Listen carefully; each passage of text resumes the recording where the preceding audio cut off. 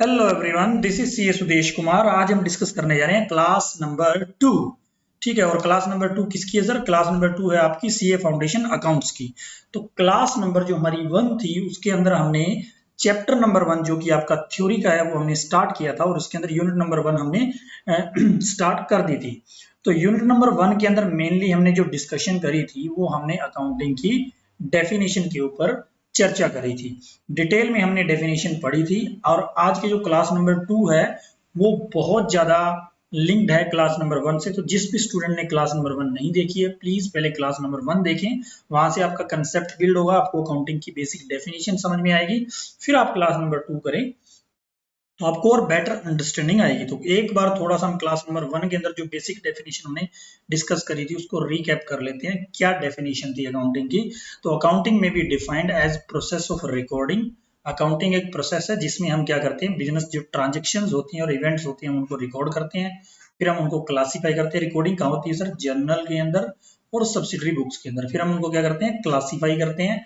That is similar nature की transaction को एक पर्टिकुलर जगह पे लिख लेते हैं और उसका पूरा का पूरा बैलेंस जो है वो हम निकाल लेते हैं। उसको हम बोलते हैं सर लेजर की पोस्टिंग, जो हम आगे डिटेल में डिस्कस करेंगे चैप्टर नंबर 2 के अंदर। फिर समराइजिंग, यहाँ पे आपका ट्रायल बैलेंस बनता है, प्रॉफिट एंड लॉस अकाउंट बनता है, बैलेंस शीट बनती है। फिर हम एनालिसिस और इंटरप्रिटेशन करते हैं, और फाइनली हम क्या कर देते हैं, जो यूजर्स हमारे होते हैं उनको कम्युनिकेट क्या कर देते हैं सर? कम्युनिकेट कर देते हैं। तो ये मेनली आपके यहाँ पे 5 स्टेप थे। अल्टीमेट हमारा ऑब्जेक्टिव है सर फाइनेंशियल के रिजल्ट्स को क्या करना? कम्युनिकेट करना। इस रिजल्ट को अचीव करने के लिए हम पहले 4 जो स्टेप है वो यहाँ पे करते हैं। तो ये आपकी एक बेसिक डेफिनेशन थी। डिटेल में अगर आपको समझना है तो आप क्लास नंबर 1 में अच्छी तरह यहाँ पे समझ सकते हैं। हमने एक एक टॉपिक को बड़ा डिटेल से कवर किया, विद एग्जांपल्स हमने यहाँ पे इसको कवर किया। तो आज का जो हमारा मुद्दा रहेगा, आज के जो टॉपिक्स हमारे रहेंगे, सबसे पहले होगा सर इवोल्यूशन ऑफ अकाउंटिंग।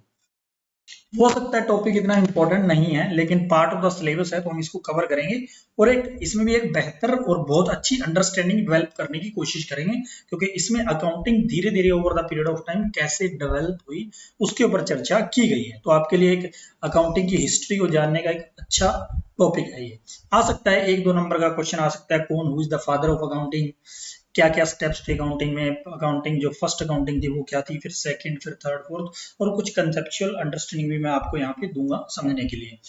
बस आप एक काम करा करो, जो भी मैं चीज आपको समझा रहा हूँ, try to visualise the things. आप चीजों को विजुअलाइज करना सीखो, उनकी पिक्चर्स अपने माइंड में डेवलप करना सीखो। आप अकाउंटेंसी से आसान टॉपिक नहीं होगा इस दुनिया का, अपनी डेली लाइफ से रिलेट करना सीखो इसको। बहुत हर बंदा अकाउंटिंग करता है सर, जहां पर पैसा इन्वॉल्व है वहां पर अकाउंटिंग होती होती है। दूसरा हमारा टॉपिक रहेगा सर ऑब्जेक्टिव। इंपॉर्टेंट है, बहुत ज्यादा इंपॉर्टेंट है। फंक्शन बहुत ज्यादा इंपॉर्टेंट है। Book keeping sir very very much important topic. ऐसे समझ लो आज की क्लास नंबर 2 का अगर सबसे इंपॉर्टेंट टॉपिक है तो वो बुक कीपिंग और difference between the book keeping and accounting, ये सबसे ज्यादा है। और नेक्स्ट आपका who are the users and sub field of the accounting, तो ये भी इंपॉर्टेंट है। यूजर वाला वेरी वेरी मच इंपॉर्टेंट आप लेके चल सकते हो, क्योंकि ये थोड़ा सा कंसेप्चुअल टॉपिक है और बहुत ही अच्छी तरह हम इसको डिस्कस करेंगे।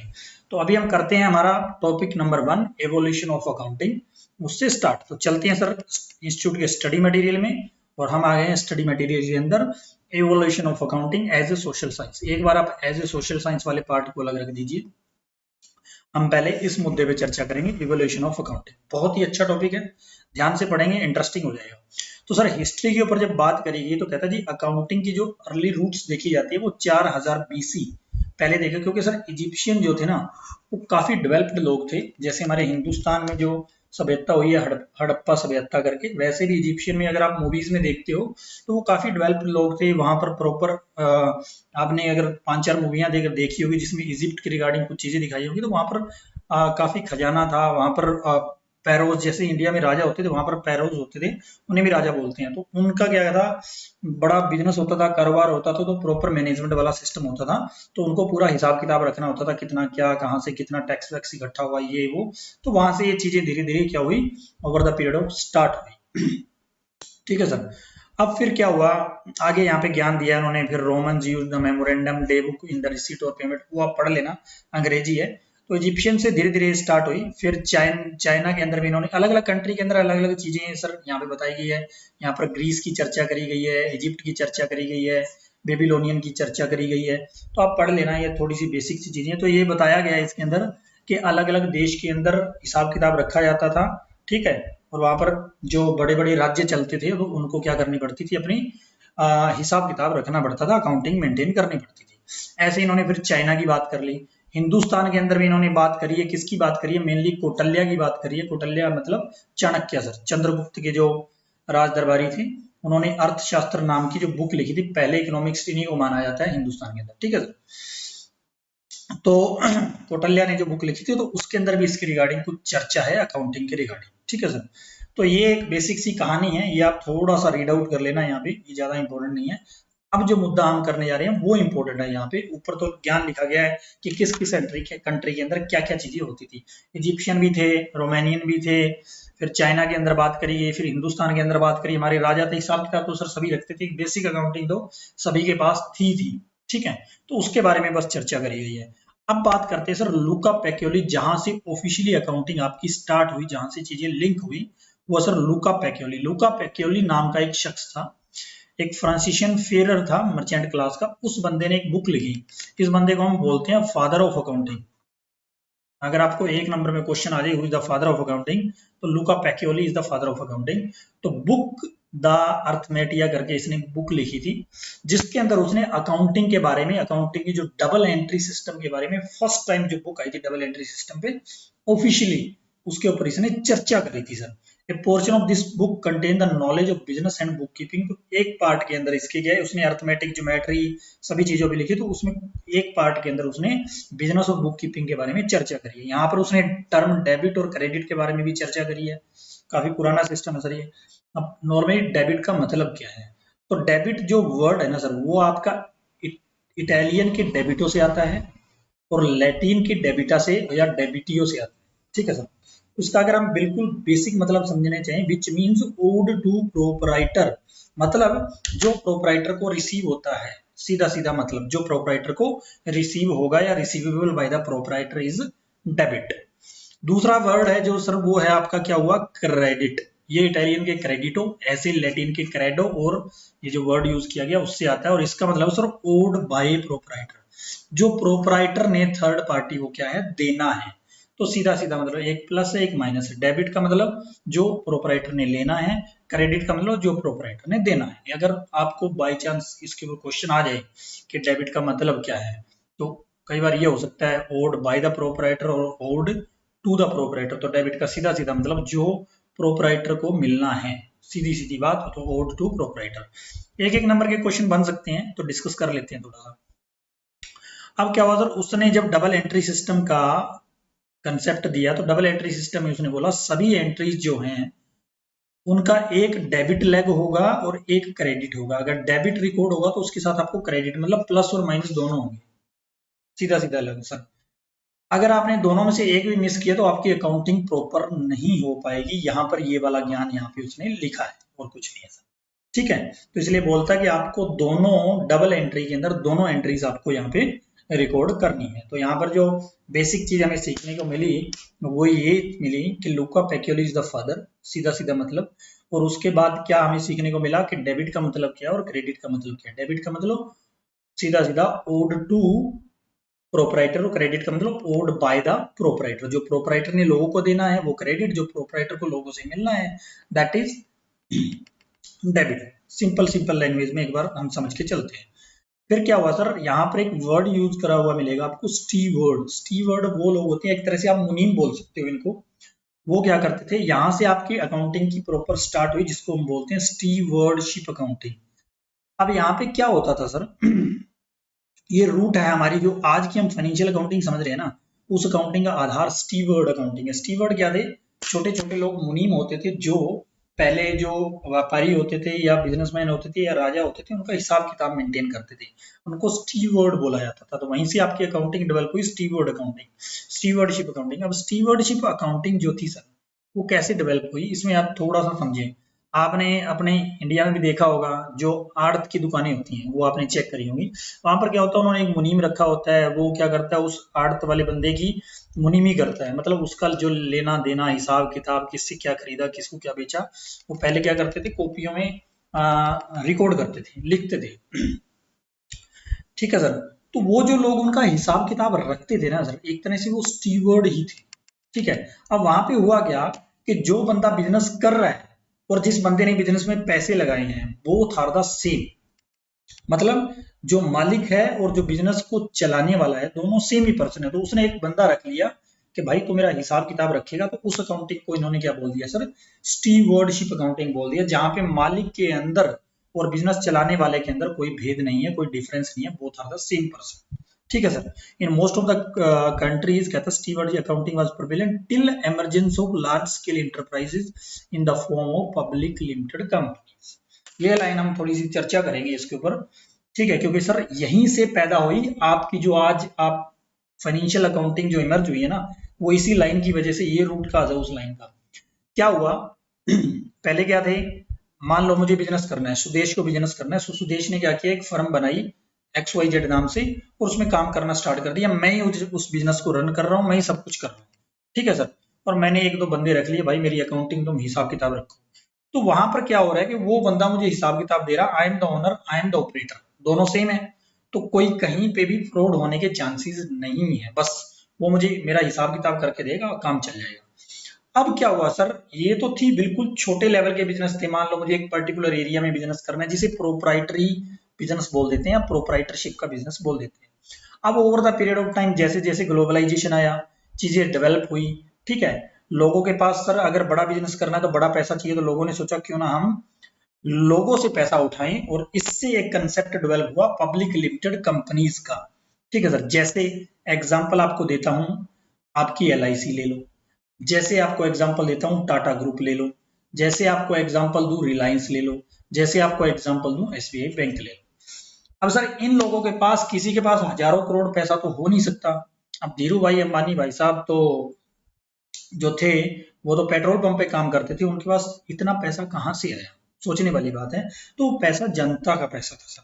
क्या हुआ कि उन्होंने एक कंपनी बनाई, ठीक है, रिलायंस नाम की। उस कंपनी का फिर उन्होंने IPO निकाला, IPO निकाल के उन्होंने लोगों को अपने शेयर बेचे और उन शेयरों से उसने क्या किया, पैसा इकट्ठा किया। अब उस सिचुएशन में क्या हो गया सर, और फिर उन्होंने धीरे धीरे कंपनी चलाई। अब वहां पर जो कंपनी चलाने वाले बंदे हैं वो धीरू भाई अंबानी है, उन्होंने जो दो चार डायरेक्टर अपने साथ लगाए वो हैं, लेकिन पैसा लगाने वाले नंबर ऑफ पर्सन हैं। ठीक है, मेरा भी पैसा लगाया, सुदेश का भी लगाया, XYZ, राम श्याम घनश्याम, पूरे हिंदुस्तान का पैसा टाटा के अंदर आज इन्वेस्टेड है। वो बात दूसरी है, कंट्रोल अंबानी साहब, अंबानी का है, क्योंकि उनके जो 51% शेयर हैं वो उनके हैं। तो जो डिसीजन है वो ले पाते हैं क्योंकि उनके पास कंट्रोल है। लेकिन जो 49% पैसा है वो हमारा भी तो लगा हुआ है उसके अंदर, हम जैसे आम लोगों का लगा हुआ था। इन दैट केस सिचुएशन क्या हुई कि वहां पर जो इन्वेस्टर थे और जो मैनेजमेंट थी वो दोनों अलग अलग हो गई। और अब हमारे क्या प्रॉब्लम हो गई सर, हमें उसके रिजल्ट्स चाहिए। भाई कंपनी प्रॉफिट में चल रही है, लॉस में चल रही है, सही बिजनेस कर रही है, नहीं कर रही है, हमें भी तो जानने का हक है।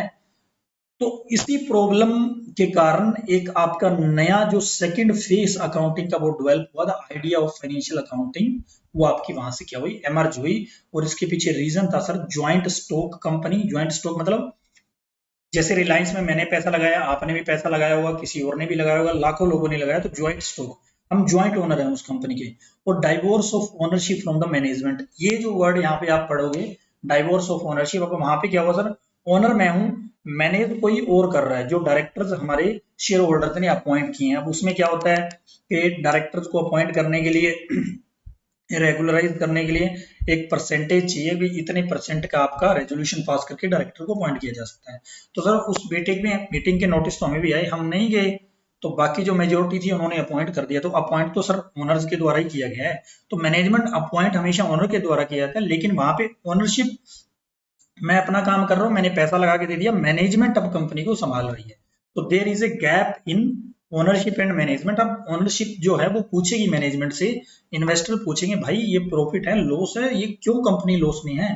तो मैनेजमेंट उनके ब्याह पे अब काम कर रही है। ठीक है, तो यहाँ पर डेवलप किया, यहाँ पर दो सिस्टम होते हैं सर, एक शेयर होल्डर होते हैं, वो are which are called investors, और एक होते हैं डायरेक्टर्स जो कंपनी को क्या करते हैं, मैनेज करते हैं। तो ये मैनेजमेंट है, ये आपके शेयर होल्डर्स हैं और ओनर्स हैं। तो दोनों के बीच में गैप आ गया सर, बिजनेस चलाने वाले कोई और है, पैसा लगाने वाले कोई और है, इसकी वजह से ये आपका फाइनेंशियल अकाउंटिंग जो है वो कंसेप्ट डेवलप हुआ। अब यहाँ पे आपको विजुअलाइजेशन करना है सर, रिलायंस का, टाटा का, ठीक है, SBI का, आपने शेयर लगा दिए, पैसे लगा रखे, यू आर द ओनर। लेकिन उसको चलाने वाले जो है वो तो डायरेक्टर्स बैठे हैं ना sir, they are doing the business. तो वहां पर आपको चीजों को थोड़ा सा समझना होगा, एक विजुअलाइजेशन आपको पिक्चर अपने अंदर डेवलप करनी होगी, ठीक है सर।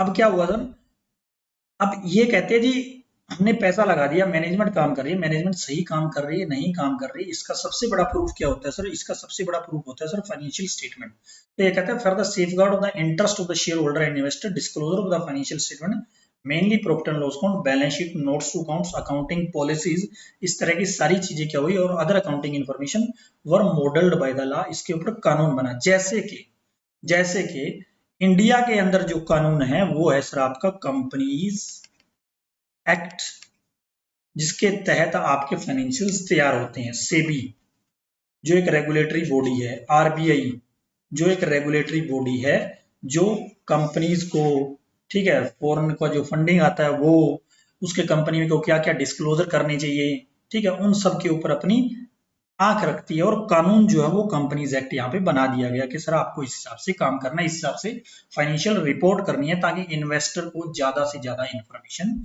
मिल सके। It got the legal status due to the changing relationship between the owners, economic entity and managers। ये तो सर आपको मैंने समझा दिया। अगर आप विजुलाइज कर पा रहे हैं, किस चीज को विजुलाइज करना है कि सर यहाँ पे है टाटा, यहाँ पे है इन्वेस्टर जिन्हें आप शेयर होल्डर बोल सकते हैं, यहाँ पे कंपनी आ गई और यहाँ पे क्या है सर डायरेक्टर्स, ये आपकी मैनेजमेंट हो गई, ठीक है सर। इन्होंने इनको अपॉइंट कर दिया, अब यहाँ पे ये अपना काम कर रहे हैं, इन्होंने पैसा लगा के छोड़ दिया, काम ये कर रहे हैं, कंपनी चला रहे हैं।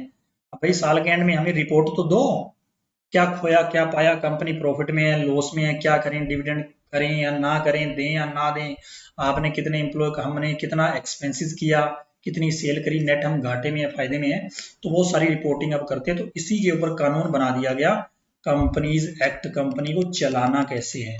सेबी ने अपने डिस्क्लोजर फिक्स कर दिए, भाई आपको जब फाइनेंशियल्स आप बनाओगे तो उसमें क्या क्या डिस्क्लोजर डालोगे, किस फॉर्मेट में आपने फाइनेंशियल बनाना है, ताकि डायरेक्टर्स के द्वारा बनाए गए फाइनेंशियल्स की प्रॉपर इंफॉर्मेशन इन्वेस्टर्स तक, इन्वेस्टर कौन होते हैं सर, जनरल पब्लिक होती है, पब्लिक तक पहुंच सके।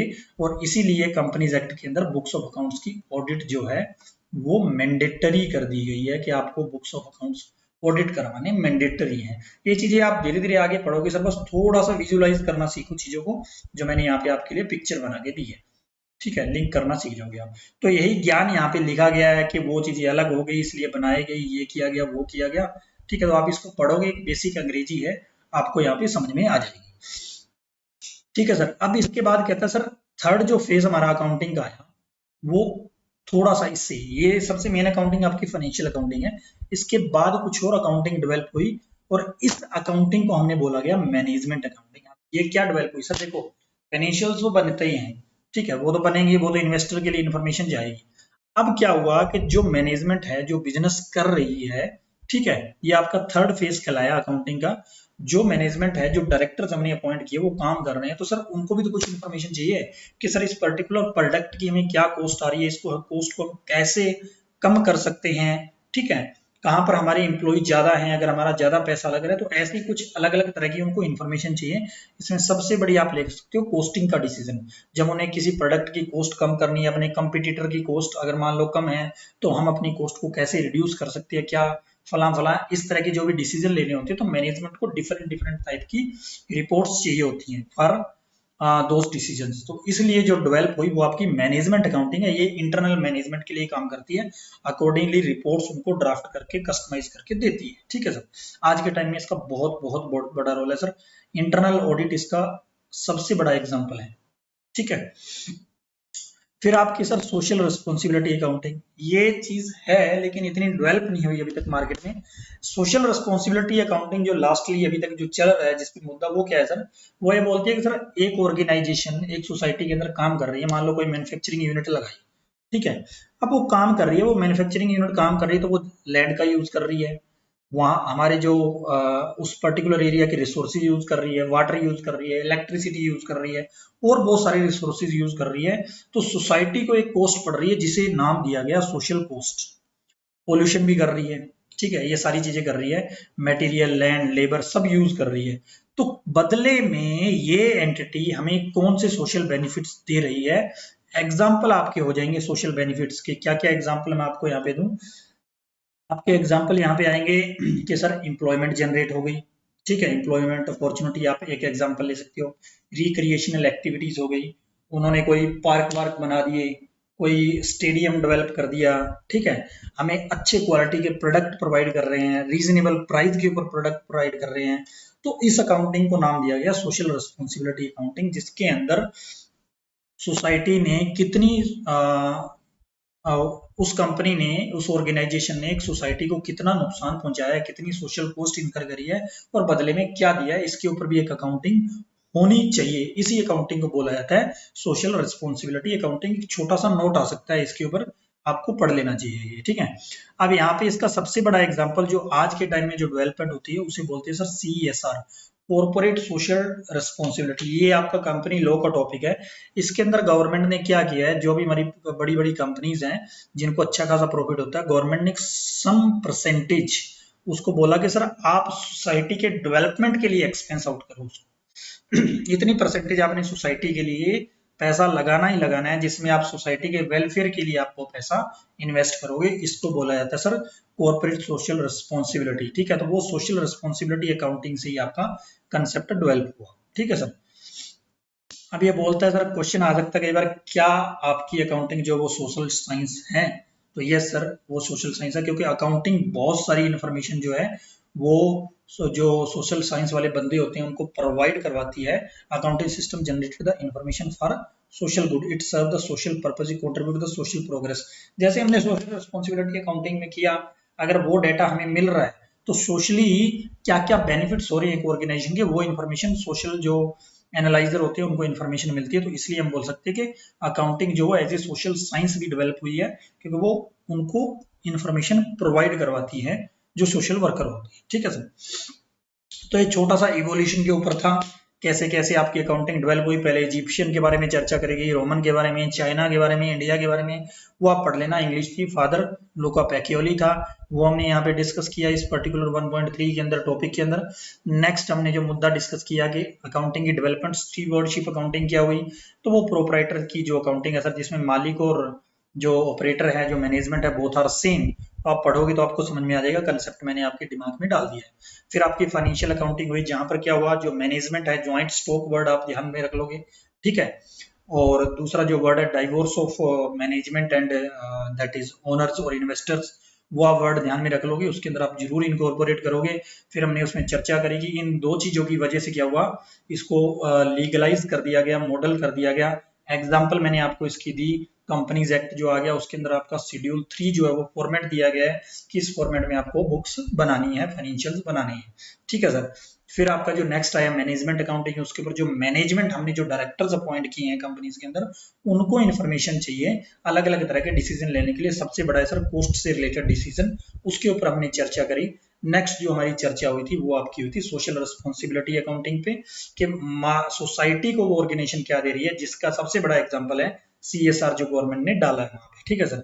तो आप चीजों को थोड़ा सा लिंक करके सोशल बेनिफिट, सोशल कॉस्ट क्या होंगी, आप अपना नोट करें, एक अच्छा सा नोट बनाएं और इसको आप रीड आउट। सर ये जो मैंने PDF ओपन करी हुई ना आपके सामने, प्लीज यूज दिस PDF, ये सबसे जबरदस्त PDF है। आपको इसमें से जो कीवर्ड्स है वो निकालने और वो अपने उसमें यूज करने हैं। आप कहीं भी नीली पीली हरी बुक्स पढ़ लो सर, कुछ नहीं होने वाला। अगर आपने कोई भी कंटेंट यहाँ से स्किप किया ना और टॉपिक किया, पेपर आपका सारा 100% इसी PDF से बनना है। कहीं भी आपको बाहर जाने की, किसी टीचर की बुक पढ़ने की जरूरत नहीं, इसलिए तो मैं यहीं से कवर कर रहा हूँ। हाँ देखो, वही चीजें मैंने यहाँ से आपको निकाल के देनी है, तो कोशिश आप यही करें कि आप अपने नोट्स के ऊपर खुद वर्क करें, प्रिंट निकालें, हाईलाइट करें, वो वाले वर्ड्स जो है, देखो एज इट इज कोई नहीं लिख सकता सर, लेकिन जो की वर्ड्स हैं वो जैसे सोशल बेनिफिट, सोशल कॉस्ट, आगे तो एग्जाम्पल है sir, opportunity, employment, this this this this, वो तो आपके दिमाग में वैसे रह जाएंगे अगर आपको सोशल कॉस्ट का मीनिंग पता लग गया तो, ठीक है। तो वो वाले वर्ड्स आपको अपने साथ रखने हैं, ताकि आप जब पेपर दो तो उसके अंदर उन वर्ड्स को इनकॉर्पोरेट करो, तो टीचर जब देखे तो वो उन वर्ड्स को ही देखता है कि बच्चे की नॉलेज कैसे डेवलप हुई है, उसको अंडरस्टैंडिंग है या नहीं है। क्रैमिंग, कितना क्रैमिंग करोगे सर, 30 पेज है, कितना क्रैम कर लोगे आप इसमें, नॉट पॉसिबल। आप देख लो 30 पेज है यहाँ पे, कितना क्रैम करोगे, पॉसिबल ही नहीं है ना, ठीक है। तो नेक्स्ट हमारा टॉपिक है सर ऑब्जेक्टिव ऑफ अकाउंटिंग। जबरदस्त टॉपिक है, काफी अच्छा टॉपिक है। जिस बच्चे ने क्लास नंबर 1 करी होगी उसको बहुत जबरदस्त तरीके और याद रखने की भी जरूरत नहीं है। अगर आपको प्रोसेस पता है, जैसे मैंने आपको 5 स्टेप्स करवाए थे, अगर आपको ये 5 स्टेप पता है ना अकाउंटिंग के, तो ऑब्जेक्टिव ऑफ अकाउंटिंग तो यही है सर। बस इसी को रीफ्रेज कर दिया गया है एक तरह से, वो हम डिस्कस कर लेते हैं। सबसे पहले इन्होंने क्या बोला sir, systematic recording of transaction. आप ये बताइए मेरे को, वर्ड यहाँ पे क्या हुआ है, रिकॉर्डिंग। रिकॉर्डिंग नहीं है क्या पहला step? Recording of the basic objective of the accounting is recording sir. जितनी भी ट्रांजेक्शन हैं, जितने भी इवेंट्स हैं एक ऑर्गेनाइजेशन के अंदर, उनको रिकॉर्ड करेंगे तभी तो हमें रिजल्ट्स। देखो अल्टीमेट जो ऑब्जेक्टिव है वो हमारा क्या है sir, communication of results to the users, ये हमारा है। उससे पहले हमें जो रिजल्ट्स हैं वो हमें बनाने पड़ेंगे। रिजल्ट्स बनाने के लिए हमें क्या करना पड़ेगा, जितनी भी ट्रांजेक्शन हुई हैं एक बिजनेस के अंदर, जितने भी इवेंट्स हैपन हुए हैं एक बिजनेस के अंदर, वो सारे रिकॉर्ड करने पड़ेंगे, तभी तो हमारे पास रिजल्ट्स आएंगे। तो बेसिक ऑब्जेक्टिव क्या है, the recording of all the transactions and events. ठीक है, दिस इज द फर्स्ट। तो यहाँ पर जो वर्ड यूज किया गया आप इसको क्रैम कर सकते हो, systematic recording of transaction, simple recording of transaction. Basic objective है सर आपका। The basic objective of accounting is the systematic record of financial aspects of the business transaction, that is book keeping. These records transaction later on क्या करते हैं, classify फिर summarise कर दिए जाते हैं, फिर आपके फाइनेंशियल स्टेटमेंट, फिर एनालाइज, इंटरप्रिटेशन। चीजें तो वही लिखी है जो मैंने पढ़ाई है आपको। तो बेसिक ऑब्जेक्टिव क्या है sir, the recording of financial aspects of the business transaction को रिकॉर्डिंग। रिकॉर्डिंग कहाँ पे होती है आपकी, जनरल के अंदर होती हैं, सब्सिडरी बुक्स के अंदर होती हैं, फिर हम इनको क्या कर देते हैं, फर्दर क्लासिफाई कर देते हैं, फिर हम समराइजेशन में टीबी और अपना बुक्स ऑफ अकाउंट्स आपकी मेंटेन करते हैं। नेक्स्ट है सर आपका क्या है, ascertainment of results of above recorded transactions. अब यहाँ पे वर्ड यूज किया गया सर असर्टेनमेंट ऑफ रिजल्ट्स। यहाँ पर आप मैं थोड़ी सी चर्चा करना चाहूंगा। ठीक है, असर्टेनमेंट ऑफ रिजल्ट्स, और एक साथ डिस्कस करेंगे असर्टेनमेंट ऑफ रिजल्ट और ascertainment of financial position. Second और थर्ड जो आपका है ये समराइजेशन का पार्ट है सर। ये जो आपका समराइजेशन का स्टेप्स है ना, उसके अंदर आ जाती है। इसको हम बोलेंगे सिंपल लैंग्वेज में, अगर लेमन लैंग्वेज में बोलें, प्रॉफिट एंड लॉस काउंट, और ये होगी सर आपकी balance sheet. Ascertainment of result, in other words we can say preparation of profit and loss account. ठीक है, थोड़ा सा एक बार पढ़ लेते हैं थ्योरी को, फिर चर्चा करते हैं इसमें। Accountants prepare the profit and loss count to know the results of the business operations for a particular period of time. तो यहाँ पर 2-3 वर्ड यूज किए गए सर, एक preparation of profit and loss count to know the results of business operation for a particular. तो profit and loss count बनाया जाता है नतीजे जानने के लिए। रिजल्ट्स क्या होगा सर, आइदर प्रॉफिट होगा और क्या होगा सर, लॉस होगा। ये दो ही तो रिजल्ट होंगे एक ऑर्गेनाइजेशन के, और तो कुछ हो नहीं सकता। तो प्रॉफिट एंड लॉस काउंट बनाया किस चीज को जानने के लिए, result. Result that is profit है या लॉस है, कितने पीरियड के लिए, for a particular period of time. ये सबसे इंपॉर्टेंट मुद्दा है, particular period of time keyword है यहाँ पे। इफ रेवेन्यू, अगर आपकी sale exceed the expenses, it is said to be business is running profitably. अगर आपके एक्सपेंस बढ़ जाए, खर्चे हमने ज्यादा कर दिए, पैसा हमने कम कमाया है, it means we are in loss. ठीक है, profit and loss count help the management and different stake holder in taking the rational decision. अब वो यहाँ पे 2 डिसीजन ले सकते हैं सर। क्या, सबसे पहले वो क्या करेंगे, जैसे ही मान लो एक ऑर्गेनाइजेशन प्रॉफिट में है, तो दूसरा डिसीजन क्या है सर, हम प्रॉफिट और कैसे बढ़ा सकते हैं। पहला पॉइंट, ऑर्गेनाइजेशन अगर लॉस में है सर, तो वो सोचेंगे सर लॉस क्यों है, इसको हम कैसे कम करें, सीधी सीधी भाषा में। या फिर अगर ये कम नहीं हो सकता तो हम बिजनेस को बंद कर दें, यही होगा सर, और तो कुछ होगा नहीं डिसीजन। तो business is not prove to be remunerative और profitable, in such case the state of affairs can be investigated, जो मैंने बात करी, by the management for taking the remedial steps. अब थोड़ी सी चर्चा करते हैं इसी मुद्दे पे आप, फिर उसके बाद हम आगे बढ़ेंगे। ठीक है सर, यहाँ पे जो वर्ड यूज किया मैंने, मैं भी आपको एक रिलायंस का प्रॉफिट एंड लॉस अकाउंट दिखाऊंगा इसके बाद, जिसके ऊपर हम विचार करेंगे। तो एक बार ये समझने वाला मुद्दा है। क्या है sir, ascertainment of results, in other words preparation of profit and loss account. ठीक है सर, तो हम यहाँ पे क्या करते हैं, प्रॉफिट एंड लॉस अकाउंट बनाते हैं, किसका, जो हमने ट्रांजेक्शन्स किए, कब, ड्यूरिंग द फाइनेंशियल ईयर। वहां पे एक वर्ड यूज किया गया था, पर्टिकुलर पीरियड। ये जो पीरियड है ना सर, हिंदुस्तान में as per the company act 1 अप्रैल से स्टार्ट होता है और 31 मार्च का होता है, 12 महीने का पीरियड होता है, जिसके रिजल्ट इन जनरल क्या होते हैं सर, डिसाइड किए जाते हैं। इसको हम बोलते हैं फाइनेंशियल ईयर। इसको क्या बोलते हैं सर, हम फाइनेंशियल ईयर बोलते हैं हम इसको, ठीक है। तो एक पर्टिकुलर पीरियड के रिजल्ट्स क्या है, हम डिटरमाइन करते हैं, और उस रिजल्ट का नतीजा क्या निकलता है सर, जो रिजल्ट का हिंदी मीनिंग है नतीजा, क्या निकलता है, या तो प्रॉफिट होगा या लॉस होगा। सर अगर प्रॉफिट हुआ है तो अब वो एनालिसिस क्या करेंगे सर, कि प्रॉफिट कितना हुआ है, इतना होना चाहिए था, वो उन्होंने डिसाइड किया, इतना कम हुआ है तो क्यों हुआ है, और ज्यादा हुआ है तो क्यों हुआ है। लॉस अगर हुआ है सर, तो यहाँ पर दो डिसीजन आपके आ सकते हैं कि सर लॉस क्यों हुआ है, इस लॉस को कम कैसे करें, पहला पॉइंट। दूसरा सर, अगर लॉस कम नहीं हो पा रहा है तो क्या ये प्रॉफिटेबल बिजनेस नहीं है, क्या हम इसको क्लोज कर दें। यही दो डिसीजन आपके आ सकते हैं। अब चर्चा आती है सर, ये प्रॉफिट एंड लॉस काउंट होता गया है। तो profit and loss count sir एक पिक्चर बना के दिखा देता हूँ आपको, तो आपको थोड़ा सा विजुलाइज कर पाएंगे। क्या होता है कि जैसे हमने चैप्टर नंबर 1 में हमने एक बिजनेस का थोड़ा फ्लो डिस्कस किया था। एक पर्सन मान लो ट्रेडिंग का बिजनेस कर रहा है, तो वो क्या करता है, मटेरियल खरीदता है, अगर प्रोडक्शन करनी है प्रोडक्शन करता है, गुड्स बनाता है और बेचता है। तो जो बेचने वाला प्रोसेस है वो हमारा क्या हुआ सर, रेवेन्यू हुआ, वो हमारी सेल हुई, वो यहाँ पे आपकी रिकॉर्ड हो जाती है। आपने मटेरियल परचेज किया, वो यहाँ पर आपका खर्चा आ जाता है। आपने सैलरी दी, वो आपका खर्चा है। आपने रेंट दिया, वो आपका खर्चा है। आपने मशीनरियां परचेज करी, उसके ऊपर डेप्रिसिएशन किया, मतलब ओवर द पीरियड यूज किया, तो कुछ पोर्शन उस खर्चे का हमने यहाँ पे डाल दिया, वो आपका खर्चा है। तो ये सारे खर्चे होते हैं, और ये हमने उस मटेरियल की सेल करी है। इन दोनों के बीच में सर इतना खर्चा लगा के हमने इतना पैसा कमाया है। अगर मान के चलो आपने सेल करी है 15 लाख की, आपके खर्चे हो गए हैं 14 लाख के, तो 1 लाख के आप प्रॉफिट में हो। अब आप डिसाइड करोगे सर 1 लाख का जो प्रॉफिट हुआ है एक साल में, क्या हमें इससे ज्यादा होना चाहिए था या कम होना चाहिए था। वो क्या करोगे, जो आपके एक्सपेक्टेड थे, जो आपके बजट थे, उससे आप इसको कंपेयर करोगे, ठीक है सर। दूसरा क्या हुआ सर, मान के चलो 14 लाख का आपने खर्चा कर दिया, 13 लाख का आपने माल बेचा है, तो 1 लाख रुपए के आप लॉस में है। अब आप जानोगे क्यों लॉस में है, ठीक है सर। तो ये आपका क्या होता है, इसमें सिर्फ और सिर्फ ट्रांजेक्शन्स आपकी हिट होती हैं, पूरे साल में जो हमने ट्रांजेक्शन्स करी होती हैं, वो खर्चे एक साइड लिख दिए जाते हैं, सेल जो करी होती है वो एक साइड लिख दिए जाते हैं, और दोनों को नेट रिजल्ट हम देख लेते हैं, प्रॉफिट में या लॉस में है। ये मैनेजमेंट क्यों जानना चाहिए। मान लो मैंने टाटा में शेयर में पैसा लगा रखा है, रिलायंस में पैसा लगा रखा है, सर मैं टाटा का प्रॉफिट और लॉस तो देखना चाहूंगा ना। अगर टाटा के अंदर पैसा लगा रखा है और कंपनी लॉस में जा रही है, तो वो तो बंद हो जाएगी ना सर, फिर मेरा पैसा डूब जाएगा, धीरे धीरे उसके शेयर की वैल्यू डाउन हो जाएगी। तो मैं ये जानना चाहूंगा, इसीलिए जितनी भी पब्लिक कंपनीज होती हैं उनको क्वार्टरली रिजल्ट्स क्या करने होते हैं सर, देने होते हैं, एज पर सेबी नॉर्म्स। वो क्वार्टरली अपने रिजल्ट क्या करती हैं, देती हैं, ताकि इन्वेस्टर अपना टाइमली डिसीजन ले लें। मान लो आज कंपनी लॉस में गई, हमें लगता है भाई आगे का इसका सिस्टम खराब होने वाला है, हम आज ही अपने पैसे हैं शेयर बेच के पैसे निकाल लेते हैं, ठीक है sir.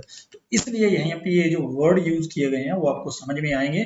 Profit and loss count बनाया जाता है पर्टिकुलर पीरियड ऑफ टाइम, जिसे फाइनेंशियल ईयर 12 महीने मैंने बोला, वो आपका है, ठीक है। बिजनेस प्रॉफिटेबली रन हो रहा है कब, अगर आपकी सेल, मैंने बताया सर सेल अगर ज्यादा है, 14 लाख के खर्चे हैं, वो वाली कहानी यहाँ पे लिख दी मैंने, आपको प्रैक्टिकली करके दिखा दिया है कि इमेज आपके माइंड में बन गई होगी। लॉस है तो लॉस क्यों हुआ, ठीक है। ये कौन जानना चाहते हैं सर, मैनेजमेंट जानना चाहती है, और डिफरेंट स्टेक होल्डर्स। एक मान लो किसी बंदे ने लोन दे रखा है आपको, बैंक ने, तो बैंक भाई देखेगा ये बंदा लॉस में जा रहा है, मेरा तो पैसा डूब जाएगा, तो वो आपका आगे लोन जो है जितना है वहीं पे फ्रीज कर देगा। सर इससे ज्यादा आप बैंक से पैसा विड्रॉ नहीं कर सकते। जो आपको बंदा माल सप्लाई कर रहा है, भाई आप ऑलरेडी लॉस में चल रहे हो, आपको पैसा ही नहीं आ रहा आगे से, आप मुझे कैसे पैसा दोगे, लोग आपको मटेरियल नहीं देंगे, ठीक है। एम्प्लॉय जो है वो अच्छे एम्प्लॉय आप रिटेन नहीं कर पाओगे, वो कहेंगे भाई कंपनी लॉस में, हमें तो यहाँ पे खतरा है हमारी जॉब को, वो अपना टाइमली जॉब छोड़ देंगे। तो इसलिए रिजल्ट्स आने बहुत ज्यादा जरूरी हैं। अब होता क्या है सर, जो प्रॉफिट एंड लॉस अकाउंट है ना, वो एक पर्टिकुलर पीरियड के लिए बनता है बस। इस चीज का आपको ध्यान में रखना है, 12 महीने का है बस, उस साल का खत्म, अगले साल का नया प्रॉफिट एंड लॉस अकाउंट बनेगा। तो ये हो गया sir ascertainment of results of recorded transaction. अब आपको इसमें क्या लिखना है, मैंने आपको बता दिया है क्या क्या चीजें आपको यहाँ पे लिखनी है। एक बार आपको रिलायंस की प्रॉफिट एंड लॉस अकाउंट के दर्शन करवाता हूँ। ये देखिए क्या है सर, ये बनता है फॉर द ईयर एंडेड, अगर आप यहाँ पे देखेंगे statement of profit and loss account for the year ended 31 मार्च। ठीक है सर, समझ में आ रहा है आपको? यहाँ पे ये देखिए, यहाँ पे इनकम लिखी हुई है, वैल्यू ऑफ सेल्स, ये सेल ऑफ गुड्स है, ये सेल ऑफ सर्विस है, यहाँ पर टोटल। ठीक है सर, ये अदर इनकम इन्होंने करके इन करोड़ से 5,53,20,। ठीक है, ये इतने करोड़ का इन्होंने क्या कर दिया सर, सेल कर दी। यहाँ पर एक खर्चे हैं, यहाँ पर cost of raw material consumed, opening plus purchase minus closing, आपने +2 में सीखा होगा फॉर्मूला। ये जो उसने मटेरियल खरीद के बेचा, परचेज, ये ओपनिंग क्लोजिंग का डिफरेंस आ गया। ये एक्साइज ड्यूटी, एम्प्लॉय बेनिफिट, सैलरियां वैलरियां दी, ये लोन वोन इंटरेस्ट के खर्चे, डेप्रिशिएशन, अदर एक्सपेंसेस जो भी बच गए, पूरी कहानी में इन्होंने क्या कर दिया। ये सर आपका है 31 मार्च को बन रहा है ना, तो फाइनेंशियल ईयर 22-23 का ये आपका प्रॉफिट एंड लॉस अकाउंट है। ऊपर देखिए आप 22-23 का फाइनेंशियल है ये। तो यहाँ पर इन्होंने नेट में 54,133 करोड़ का इन्होंने क्या किया है, प्रॉफिट यहाँ पे कमाया है। और टैक्स वैक्स देके 44,205 करोड़ के प्रॉफिट में। तो सर क्यों ना खरीदना चाहेंगे आप रिलायंस का शेयर? अगर इतना अच्छा प्रॉफिट आ रहा है तो डेफिनेटली। पिछले साल देखिए आप, इन्होंने 39 का इन्होंने प्रॉफिट कमाया था, इस बार 44 करोड़ प्रॉफिट बढ़ गया था। क्यों ना खरीदेंगे? मैनेजमेंट भी खुश होगी, इन्वेस्टर भी खुश होंगे, यार अच्छा पैसा कमा रही है, प्रॉफिट देगी, सब कुछ देगी। अगर प्रॉफिट अच्छा है तो रिलायंस के शेयर खरीदेंगे हम। तो इसलिए असर्टेनमेंट ऑफ रिजल्ट जो है, ये सब अकाउंटिंग का ही नतीजा है सर, समराइजेशन में जो हम प्रिपेयर करते हैं। समझ में आया? मेरे हिसाब से अच्छी तरह समझ में आया होगा। उसके बाद है sir ascertainment of financial positions. अब फाइनेंशियल पोजीशन क्या होती है? ये होती है सर आपकी बैलेंस शीट। ये कैसे पता लगती है? Balance sheet. बैलेंस शीट हमें क्या बताती है? एक पर्टिकुलर डेट को हमारे पास कितनी संपत्ति है, जिसे एसेट्स बोला जाता है इंग्लिश के अंदर, और कितनी हमारी जिम्मेवारियां हैं, जिनको लेबिलिटीज बोला जाता है, कि कितने हमने लोगों को पैसे देने हैं और कितने हमारे पास हैं या हमने लोगों से लेने हैं। जो हमारे पास हैं या हमने लोगों से लेने हैं उनको एसेट्स बोल दिया जाता है, जो हमने लोगों को देने हैं उनको लेबिलिटीज बोला जाता है। यहां से आपकी फाइनेंशियल पोजीशन पता चलती है। सर अगर आपकी assets are greater than liabilities, अगर आपकी एसेट्स जो हैं, ठीक है, एसेट्स जो है वो ग्रेटर देन लेबिलिटी हैं, तो आपकी नेटवर्थ जो है, आपकी फाइनेंशियल पोजीशन है वो पॉजिटिव है, आपका फ्यूचर बहुत अच्छा है। और अगर आपकी जो लेबिलिटीज हैं वो आपकी ग्रेटर देन है एसेट से, और यूं कह लो assets are less than liabilities, तो आपका जो नेट रिजल्ट है सर वो नेगेटिव है, आपका फ्यूचर खतरे में है। आज अगर आप अपना सब कुछ बेच दो तो आप दिवालिया हो जाओगे, इसका मतलब ये है। तो जो बिजनेसमैन है सर, एक बात बताओ, एक बिजनेसमैन है, क्या वो इस चीज में नहीं जानना चाहेगा? या एक इन्वेस्टर है, क्या वो एक कंपनी के बारे में, अगर ये वाले कंसेप्ट आपको समझने हैं ना सर, बार बार ये वर्ड यूज करें, बिजनेस करें, बिजनेस, आप पब्लिक कंपनी के एंगल से सोचें, आप रिलायंस टाटा के एंगल से सोचें, उनको दिमाग में रखें, आपने रिलायंस का शेयर खरीद रखा है और रिलायंस की जो लेबिलिटीज हैं वो एसेट से ज्यादा हैं, नेगेटिव अगर वहां पर मान के चलो आपकी वो आ रही है, नेटवर्थ आ रही है, इन दैट केस होगा क्या आपके साथ? क्या होगा कि सर रिलायंस तो खतरे में है ना, उसका मतलब यही है, अगर आज रिलायंस अपनी सारी संपत्तियां बेच दे तो रिलायंस तो डूब जाएगी। तो सर इसमें पैसा लगा के करे क्या? मान लो साल में प्रॉफिट कमाया है, लेकिन जो पोजीशन है आज की डेट में वो तो सर खतरे में है ना, कंपनी का फ्यूचर तो खतरे में है, कंपनी के पास कुछ है ही नहीं है। तो यहां से हमें अकेला प्रॉफिट एंड लॉस अकाउंट में इंटरेस्ट नहीं होते, वो एक ऑर्गेनाइजेशन की पोजीशन जानना चाहिए। अगर मान लो रिलायंस की एसेट्स, ठीक है, 5 लाख करोड़ की हैं, और जो लेबिलिटीज है वो सिर्फ 2 लाख करोड़ की हैं, भाई 3 लाख करोड़ की एसेट्स हैं। अगर आज रिलायंस बंद हो जाए तो जितने भी शेयर होल्डर्स हैं उनको 3 लाख करोड़ की जो एसेट्स हैं उनका पैसा उनको मिलेगा। तो ऑब्वियस सी बात है सर, हम एक रोबस्ट कंपनी की शेयर होल्ड कर रहे हैं, क्यों ना हम उसकी फाइनेंशियल पोजीशन स्ट्रॉन्ग है उसकी, ठीक है, तो इसलिए हम उसमें पैसा लगाएंगे। इसलिए कहता है सर बिजनेस जो होता है, businessman is not only interested in knowing the results of the business, profit and loss account ही नहीं जानना चाहता, ठीक है, but also anxious to know what he owes liability to outsider में, what he owns assets on a certain date. अब sir यहाँ पर एक वर्ड यूज किया गया, on a certain date. Balance sheet जो होती है ना सर, वो कभी एक पीरियड की नहीं बनती है, वो एक पर्टिकुलर डेट को बनती है, कि सर हमने 10 सालों तक बिजनेस किया, 10 साल बिजनेस करने के बाद आज हम कहाँ पे हैं। अगर हम आज पोजीशन देखते हैं, आज हमारी फाइनेंशियल पोजीशन क्या है, हमने 10 सालों तक काम करके कितना पैसा हमने जोड़ा है, बचाया है, दैट इज सेव किया है, ना कि एक्सपेंस कर दिया, वो तो निकल गया, तो हमने पैसा कमाया और यूज कर दिया। जो पैसा हमने बचाया है, जो हमारी नेट सेविंग्स हैं, ठीक है, वो नेट सेविंग्स हमारी कितनी है आज, वो हमें पता लगती है। 50 सालों तक बिजनेस किया, 50 साल का consolidated profit and loss account बोल सकते हो आप बैलेंस शीट को। अगर थोड़ा सा बेटर अंडरस्टैंडिंग के बोल रहा हूँ। 50 सालों में आपने पैसा कमाया, किसी साल आपने 10 लाख कमाए, किसी साल आपने 50 लाख कमाए, किसी साल आपने 100 लाख कमाए, इतना प्रॉफिट कमाया। और उस प्रॉफिट को कमाने के बाद जो आपने प्रॉफिट कमाया है उसमें से जितना आप घर लेके चले गए वो आप निकाल दो। जो आपने पैसा बचा लिया वो आपके बिजनेस के अंदर होल्ड है, आपके पास किसी ना किसी फॉर्म में वो पैसा पड़ा होगा, इधर एसेट फॉर्म में होगा, इधर कैश फॉर्म में होगा, इधर बैंक में पड़ा होगा। वो आपकी फाइनेंशियल पोजीशन बताता है सर। अगर वो आपकी स्ट्रॉन्ग है तो सर आपको कोई बीट नहीं कर सकता। तो अकाउंटिंग फाइनेंशियल पोजीशन को जानने के लिए क्या बनाते हैं सर, बैलेंस शीट बनाते हैं। बैलेंस शीट से हमें पता लगता है what is the financial position of organisation. The balance sheet is the statement of assets and liabilities of the business at a particular point of time. ये आप sir हमेशा एक डेट को बनेगी। 31 मार्च 23 की अगर बैलेंस शीट देखोगे तो वो 31 मार्च 2023 की पोजीशन बता रही है। 31 मार्च 2000 1 अप्रैल 2024 की पोजीशन कुछ और हो सकती है। मान के चलो आपके वहां पे सबसे बड़ी एसेट है स्टॉक, और 31 की रात को हमने 31 को बैलेंस शीट बना दी, सब क्लोज कर दिया। 1 तारीख को सुबह सुबह आग लग गई स्टॉक के अंदर, तो वो तो सर खाक हो गया ना आपका, तो आपकी फाइनेंशियल पोजीशन गिर जाएगी। ठीक है, तो ये एक पर्टिकुलर डेट को बनती है आपकी फाइनेंशियल पोजीशन, जो फाइनेंशियल हेल्थ के बारे में बताती है एक पर्टिकुलर बिजनेस की। अब हम थोड़ी सी चर्चा करेंगे रिलायंस की बैलेंस शीट के ऊपर, आपको दिखाता हूँ क्या होती है। देखिए रिलायंस की जब आप बैलेंस शीट देखेंगे तो ये बनी है सर 31 मार्च 2023 को। इसमें देखिए यहाँ पर एसेट्स हैं, एसेट्स में क्या लिखा है, property plant and equipment, intangible assets.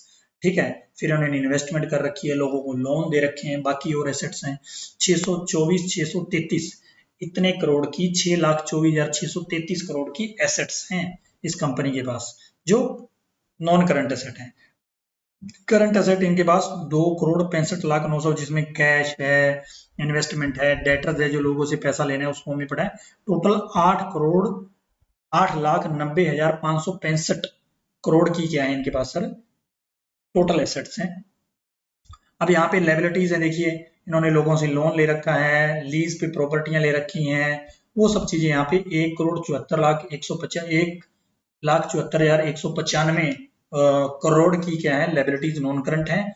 और करंट जो यहाँ पे है वो 2,37,276 क्या है आपकी यहाँ पे लायबिलिटीज हैं। तो नेट नेट में टोटल लायबिलिटीज कितनी है सर, 4,11,471, और एसेट्स कितनी है 8,90,565। इसका मतलब assets are greater than liabilities. It means the financial health is very very much good. Strong position है इस कंपनी की। ये इनके पास नेट में 4,79,094 करोड़ की एसेट्स है। अगर आज ये कंपनी बंद हो जाती है तो शेयर होल्डर को इतना पैसा आज मिलेगा, इतने पैसे के मालिक हैं सारे शेयर होल्डर। ये कंपनी ने इतने सालों में इतना प्रॉफिट कमाया है, ऐसे समझ लो जब से ये कंपनी बनी है ना सर, तब से लेके आज तक जो इसने प्रॉफिट कमाया है और जो सेव किया है, जो शेयर होल्डर को दे दिया वो तो चला गया सर, वो पैसा आज होल्ड में नहीं है। पैसा तो इससे ज्यादा कमाया है, लेकिन जो एज ऑन डेट कंपनी के पास पड़ा है ना सर, वो 4,72,328 करोड़ रुपए कंपनी के पास आज तक कंपनी ने इतना प्रॉफिट कमाया है सर। एक तरह से अगर आप मेरे से पूछो तो कंपनी ने 4,72,328 करोड़ का आज तक प्रॉफिट कमा चुकी है, जिसके ऊपर शेयर होल्डर्स का अधिकार है सर। अगर आज ये कंपनी बंद हो जाए तो इतने पैसे कंपनी को सभी शेयर होल्डर्स को देंगे, वो सभी में डिस्ट्रीब्यूट हो जाएंगे अकॉर्डिंग टू जितने आपके शेयर है। तो इससे एक ऑर्गेनाइजेशन की क्या पता लगती है सर, एक फाइनेंशियल पोजीशन पता लगती है। अगर ये कंपनी 2 साल तक भी अगर इसका बिजनेस अच्छा नहीं चलेगा तो ये लॉस झेल लेगी। ये 4,72,00,000 जो 4,72,000 करोड़ समथिंग है, इतने तक का ये लॉस बियर कर सकती है कंपनी एक तरह से, अगर आप मेरे से पूछो तो। क्योंकि इतना पैसा इसने कमाया है, इसके पास होल्ड है इतने पैसे का। अगर अगले साल इसका बिजनेस लॉस में भी चला जाए, किसी एक पर्टिकुलर रीजन की वजह से कोई मिस हैपनिंग हो जाए, तो कंपनी को कोई खतरा नहीं है। दे हैव इनफ रिजर्व्स, उनके पास अच्छा खासा पैसा पड़ा है, वो बियर कर लेंगे। और अगर एक कंपनी की फाइनेंशियल हेल्थ अच्छी नहीं होगी सर, अगर उसको थोड़ा सा भी लॉस हो गया ना, कंपनी खत्म हो जाएगी आपकी। तो इसीलिए बोलते हैं फाइनेंशियल पोजीशन जो बैलेंस शीट है वो एक ऑर्गेनाइजेशन की फाइनेंशियल हेल्थ बयान करती है। समझ गए सर आप? इस पे मैंने क्यों टाइम लगाया, क्यों स्पेंड किया, तो सर एक दो टॉपिक आपको समझने बहुत जरूरी है, जबरदस्त टॉपिक है। आगे आगे जैसे जैसे आप इसमें सीए में आगे बढ़ोगे आपको बहुत अच्छी, अब ये मैंने आपको बैलेंस शीट इसीलिए दिखाई है ताकि आपके माइंड में एक पिक्चर बन जाए कि सर एसेट्स होती हैं, लायबिलिटीज होती हैं, ऊपर एक कैपिटल भी आती है सर।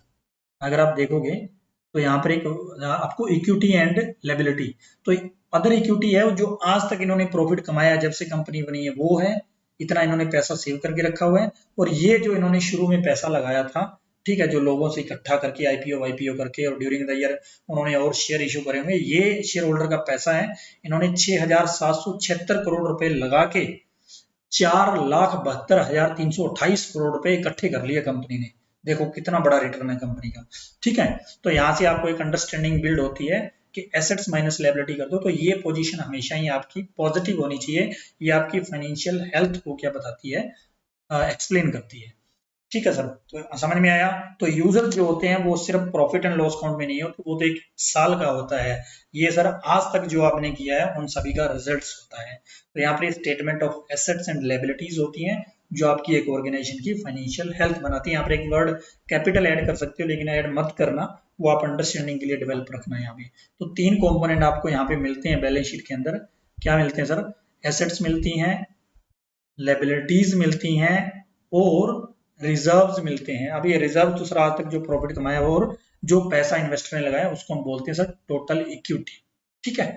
तो याद रखने के लिए बेटर अंडरस्टैंडिंग। अब नेक्स्ट आ गया sir providing the information to the users of rational decision. एक बात बताइए, अल्टीमेटली अकाउंटिंग का ऑब्जेक्टिव क्या है? क्या ऑब्जेक्टिव है सर? हमने क्लास नंबर 1 के अंदर भी ये पढ़ा था कि अल्टीमेटली अकाउंटिंग का ऑब्जेक्टिव क्या है, बताइए क्या है sir? Communication of financial results. Ultimate objective तो यही है ना sir, communication of financial results.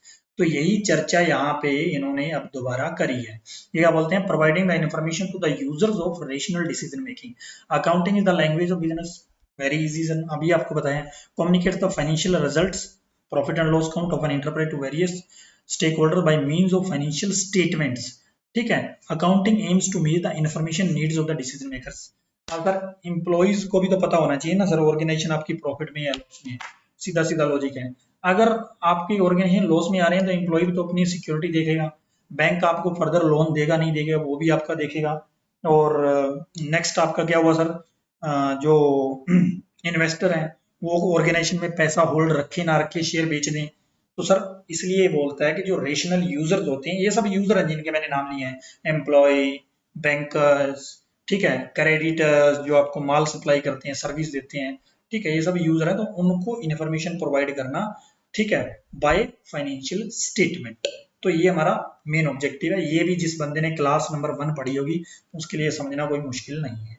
ये थोड़ा सा डिफरेंट टॉपिक है, हम चर्चा कर लेते हैं। टू नो द सोल्वेंसी पोजीशन, जबरदस्त। टू नो द सोल्वेंसी पोजीशन, एक ऑर्गेनाइजेशन के अंदर ना 2 तरह की पोजीशन होती है। क्या होती है? ये नॉर्मली आप किससे रिलेटेड होता है? ये लायबिलिटी वाले पोर्शन से, जो बैलेंस शीट में मैंने आपको लायबिलिटी दिखाई थी ना, उससे रिलेटेड होता है सर। ये लायबिलिटी की अंडरस्टैंडिंग आपको थोड़ी सी होनी चाहिए।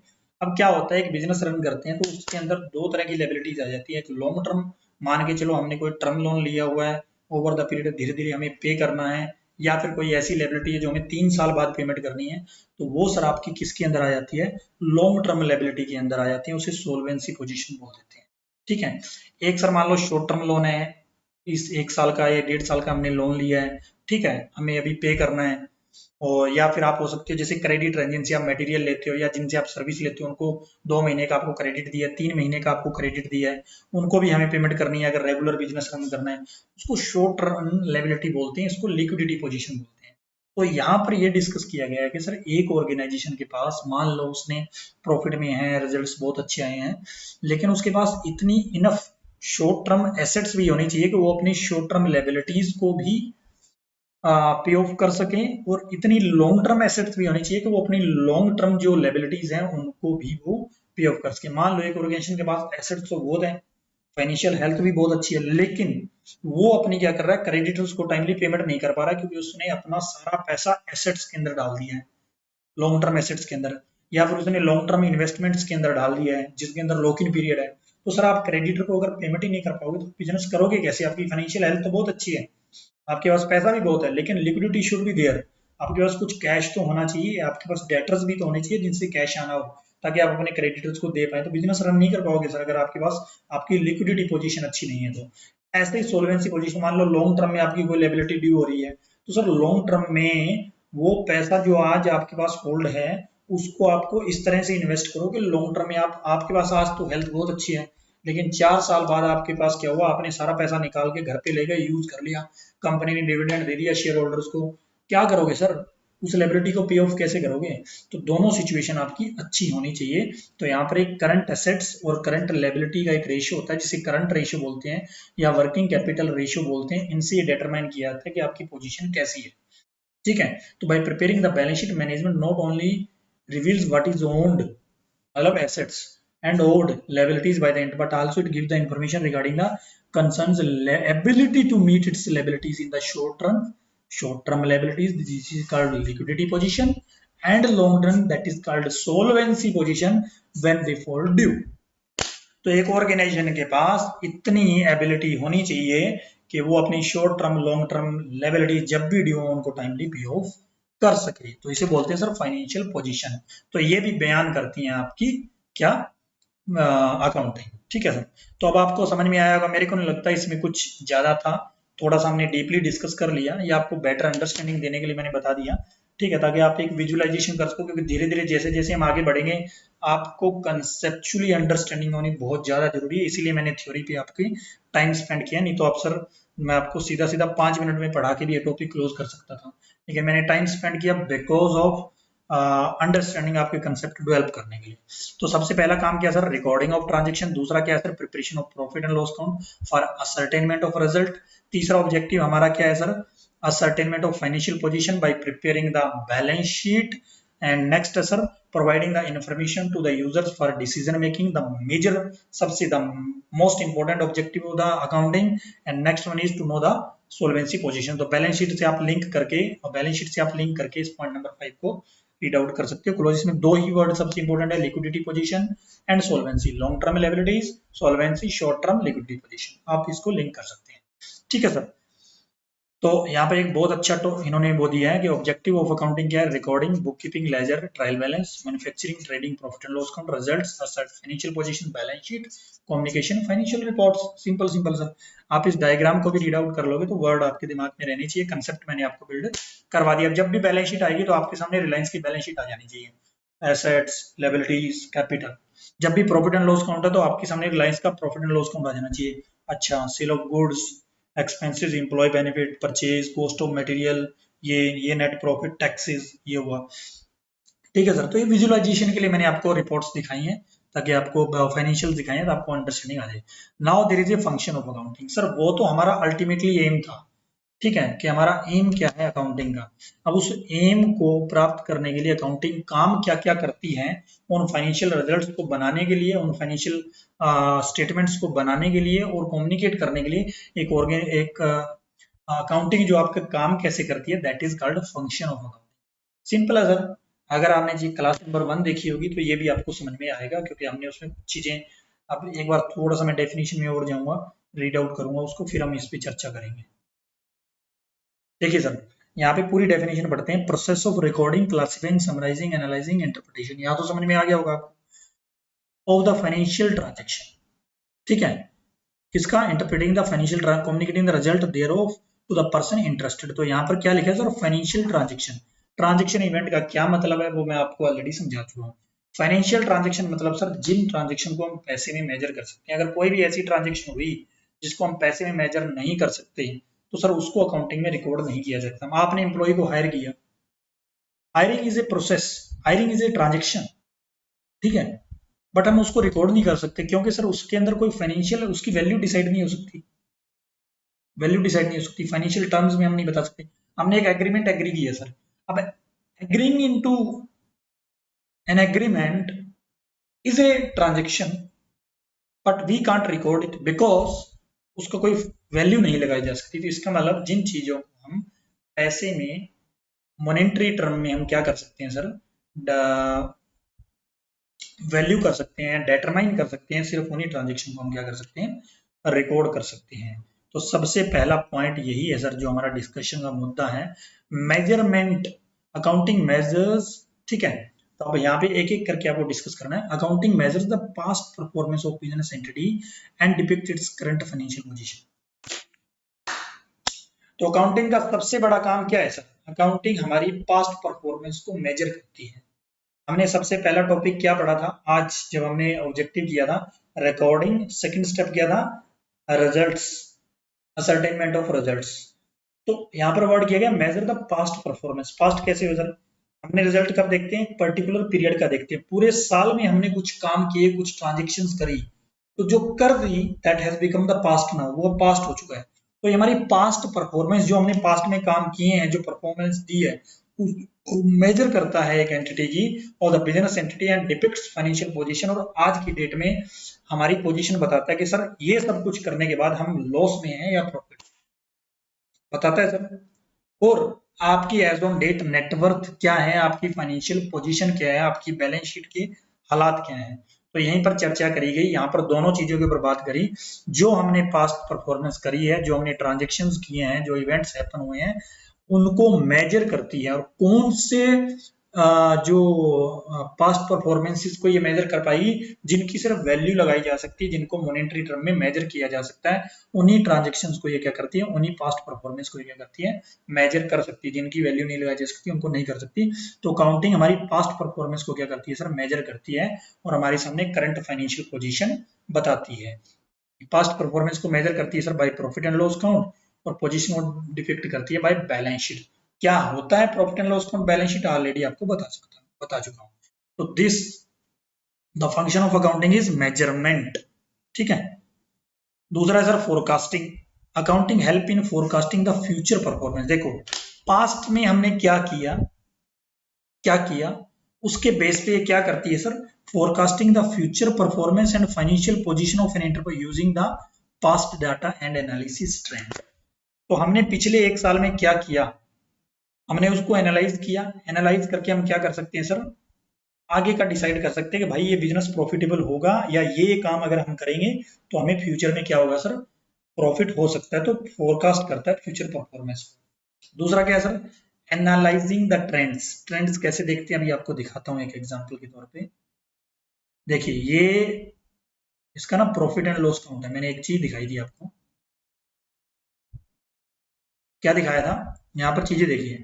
पिछले साल जो सेल थी वो थी इनकी value of services and goods, अगर आप देखें तो 4,65,000 करोड़। इस साल हो गई सर 5,65,000 करोड़, मतलब 1,00,000 करोड़ से सीधी सेल बढ़ गई। तो ऑब्वियस सी बात है सर, हमें क्या पता लग रहा है यहाँ पे, there is a, we are analysing the trend sir, there is improvement. पिछले साल से इस साल 1,00,000 करोड़ से सेल बढ़ गई है, तो it means the future will be good. Business अच्छा चल रहा है, प्रॉफिटेबल चल रहा है, सेल बढ़ रही है, तो आगे भी सेल बढ़ेगी। तो आप ट्रेंड एनालिसिस कर सकते हो। प्रॉफिट देख लो सर, पिछले साल जो हमारा जो प्रॉफिट था वो था सर 45,000 करोड़, इस बार हो गया 9,000 करोड़ से प्रॉफिट बढ़ गया सर, फ्यूचर प्रॉफिटेबल दिख रहा है। तो ट्रेंड आप यहाँ से इस तरह से क्या कर सकते हो सर, एनालाइज कर सकते हो। और सर पास्ट हमने परफॉर्मेंस देखी, एनालिसिस करी, तो ये हमें फोरकास्टिंग करने में भी क्या करती है, हेल्प करती है, ये भी फंक्शन है। डिसीजन मेकिंग ये तो होगा ही sir, accounting provide the relevant information to user of accounting. भाई हमें आगे आपको लोन देना है नहीं देना, हमें आपको मटेरियल सप्लाई करना है नहीं करना क्रेडिटर के लिए, ठीक है, बैंक के लिए लोन देना नहीं देना, एम्प्लॉय भाई मुझे आपके साथ कंटिन्यू करना है नहीं करना जॉब के अंदर, उन सभी यूजर्स को इन्फॉर्मेशन देती है। तो डिसीजन में तो काम करेगी सर, हमें इस पर्टिकुलर प्रोडक्ट को मार्केट में बंद करना है या कैरी रखना है, इसकी कॉस्ट को कम कर सकते हैं नहीं कर सकते हैं, ठीक है, मैनेजमेंट को इन्फॉर्मेशन देता है। तो इस तरह से डिसीजन मेकिंग में तो हेल्प करेगा ये आपका। ये तो इसका सबसे बड़ा कंपैरिजन एंड इवैल्यूएशन सर, जो फोरकास्टिंग है ना उसी से आप लिंक कर लो, इसको समझ में आ जाएगी। Accounting assess the performance achieved in relation to targets and discloses the information regarding accounting. देखिए क्या होता है कि हमने एक वो बनाया था, टारगेट रखा था, एक बजट बनाया था, और हमने अब एक्चुअल रिजल्ट आ चुके हैं, तो हम दोनों को क्या कर सकते हैं सर, कंपेयर कर सकते हैं, जिससे हम ये डिसाइड कर सकते हैं कि हमें फ्यूचर में बिजनेस करना चाहिए कि नहीं करना चाहिए और क्या क्या रीजन हुए। दूसरा सर आपकी अकाउंटिंग पॉलिसीज डिस्क्लोज की जाती है जब आप फाइनेंशियल देखोगे, ठीक है, आगे वो आगे का पार्ट है सर, जब हम इस पे अलग से आपकी क्लास ले लूंगा कि कैसे कैसे फाइनेंशियल बनाए जाते हैं प्रैक्टिकली, तो आपको अंडरस्टैंड। तो अकाउंटिंग पॉलिसी डिस्क्लोज की जाती है। कॉन्टीजेंट लायबिलिटीज, इसका एक टॉपिक आएगा सर आगे आपका बहुत इंपॉर्टेंट, ये एक्चुअल में लायबिलिटी होती नहीं है, हो सकती है, चांसेस होते हैं, तो इन सबका डिस्क्लोज किया जाता है। तो कहता है जी हम उनको यूज करके उस इंफॉर्मेशन को हम क्या कर सकते हैं, प्रेडिक्ट कर सकते हैं, कंपेयर कर सकते हैं, रिजल्ट को इवेल्यूएट कर सकते हैं और फोरकास्टिंग कर सकते हैं कि सर इसका फ्यूचर कैसा होगा। तो कंपैरिजन और इवेल्यूएशन में भी हमारे लिए क्या होती है, हेल्पफुल होती है। अब एक सर एक पार्ट है control. Control is the function, important मुद्दा है। एक बार थ्योरी पढ़ते हैं, फिर मैं आपको यहाँ पे डिस्कशन करूंगा इसके ऊपर।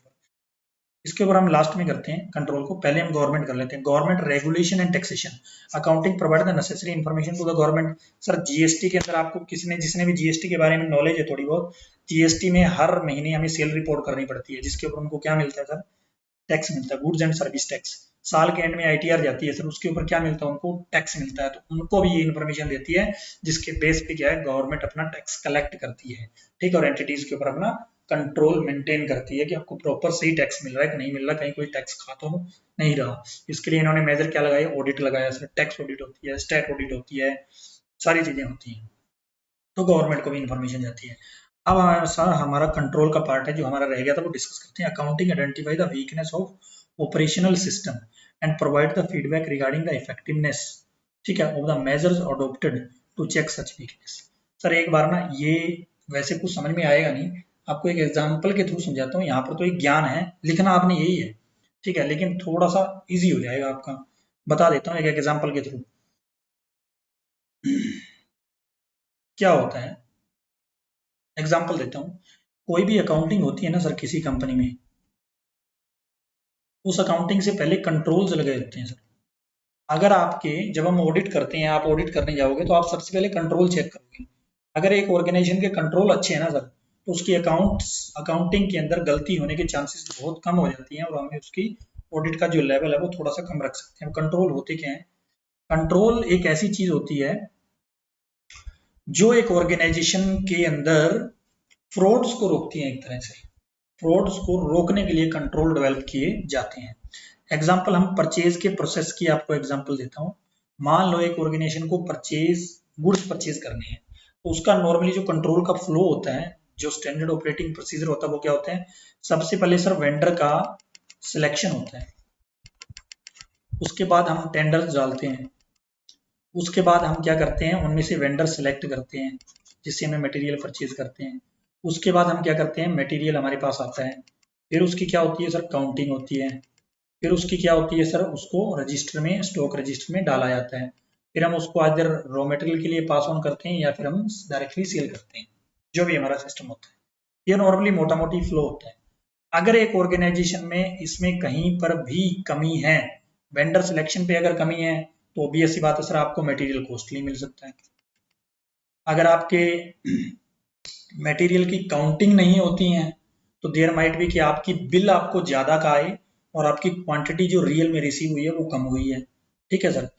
तो यहाँ पे कहीं पर भी अगर इसमें कमी होगी तो समस्या हो सकती है। तो अकाउंटिंग क्या करती है सर, एक एग्जांपल से बताता हूँ। मान लो हमने मटेरियल परचेज किया और यहाँ पर हमारा काउंटिंग वाला कंट्रोल नहीं लगा हुआ, हमने 1000 साइकिल्स का मान लो बिजनेस करते हैं, साइकिल्स परचेज करी हमने, ठीक है, परचेज कर ली सर। अब हमें आगे क्या करनी है, सेल करनी है उन साइकिल्स को। लेकिन रियल में क्या हुआ सर, 999 साइकिल्स ही आई, एक साइकिल नहीं आई, और जो बिल हमारे पास आया वो आया सर 1000 साइकिल्स का। हमने रिकॉर्ड कर दिया साइकिल, हमारे रिकॉर्ड के हिसाब से हमारे पास 1000 साइकिल्स हैं। आगे से सेल का ऑर्डर आया, हमने 1000 सेल का ऑर्डर बुक कर दिया, लेकिन जब डिलीवरी करने लगे तो 999 ही साइकिल्स थी। तो इसलिए अकाउंटिंग ने क्या बता दिया सर, कि सर हम हमारे हिसाब से तो 1000 साइकिल्स हैं, लेकिन गोडाउन में सिर्फ 99 साइकिल्स हैं। फिर उसको आइडेंटिफाई कर दिया। तो इसने हमें क्या बताया कि इस पूरे के पूरे कंट्रोल के अंदर सर कहाँ पर वीकनेस है, फिर हम उसको चेक करेंगे। ये किसने बताया, अकाउंटिंग ने बताया। अकाउंटिंग कहती है सर हमारे पास तो 1000 का बिल आया है, तो इसका मतलब कहीं ना कहीं हमारे कंट्रोल में समस्या है, ठीक है। तो यही चर्चा यहाँ पर करी गई है, जो लिखता है कि accounting also identifies weaknesses of the operational system. तो परचेज का जो ऑपरेशनल सिस्टम था उसके अंदर वीकनेस क्या थी, कि sir there is a no control on counting part. अब जहां पर हमें काउंट करना चाहिए वो कंट्रोल मिस है हमारा, या फिर मिस नहीं है, कंट्रोल है लेकिन इफेक्टिवली हो नहीं रहा, काउंटिंग होती नहीं है, ठीक है, बिकॉज वहां पर अकाउंटिंग करने के लिए बंदे नहीं है, या कोई हमने डेडिकेटेड पर्सन नहीं बिठाया हुआ, या लेबर की कमी है, कोई भी रीजन हो सकता है, तो ये हमें वीकनेस बताता है सर यहाँ पे। And provide the feedback regarding effectiveness of the measures adopted to check the such weakness. और ये बताता है कि सर फीडबैक देता है कि सर यहाँ पर आपकी समस्या है और आप इसको चेक करो, ठीक है। तो उसको इफेक्टिवली हम आगे उसको उस वीकनेस को आइडेंटिफाई करके कैसे इफेक्टिवली हम उसको दोबारा लगा सकते हैं। तो इसलिए कहता है सर अकाउंटिंग का जो फंक्शन है वो कंट्रोल भी उसका एक फंक्शन है, वो हमारे कंट्रोल्स के अंदर वीकनेस आइडेंटिफाई करती है और आफ्टर दैट हमारी हेल्प करती है उस कंट्रोल को वीकनेस को आइडेंटिफाई करके और उसको हम करेक्ट कर सकें, ठीक है सर। तो कंट्रोल हो भी सकता है, होने के बाद भी वो इफेक्टिव ना हो, या फिर कंट्रोल मिस है, तो उसमें हमारी ये हेल्प करती है। मेरे हिसाब से आपको अंडरस्टैंडिंग आ गई होगी। तो फंक्शन इवोल्यूशन आपको समझ में आ गया, ठीक है। तो अभी तक जो हमारे टॉपिक थे उन टॉपिक में से हमने क्या क्या कवर कर लिया सर? इवोल्यूशन हमने कर लिया, ऑब्जेक्टिव हमने कर दिया, फंक्शन हमने कर दिया। अब हम सर ये वाला पार्ट करेंगे, the most important topic of today's class. आज की क्लास का सबसे जबरदस्त टॉपिक है वो यही है सर, ठीक है। तो यहाँ तक जिसने क्लास नंबर 1 करी होगी उसके लिए फंक्शन ऑब्जेक्टिव और दिक्कत नहीं है, लेकिन अगर आपने क्लास ये भी प्रॉपरली सुनी होगी तो आपको एक बेसिक अंडरस्टैंडिंग आपकी बड़ी अच्छी डेवलप हो गई। मैं चाहता हूँ कि आप विजुअलाइजेशन करें बस, that is more more more more important for me, ठीक है सर। अभी आपका नेक्स्ट टॉपिक क्या है sir? That is book keeping. Sir हम पहले दिन से अकाउंटिंग अकाउंटिंग अकाउंटिंग कर रहे हैं, ये बुक कीपिंग क्या आ गया बीच में? सर कुछ नहीं है मैंने अकाउंटिंग की डेफिनेशन दी थी, उसमें 5 स्टेप बोले थे, recording, classification, summarisation, interpretation and finally your communication, ये बोला था सर। अगर आप उसमें से पहले 2 स्टेप जो हैं सिर्फ वही करते हो तो you are doing the book keeping, that's it, that is the book keeping. It means book keeping is the part of accounting.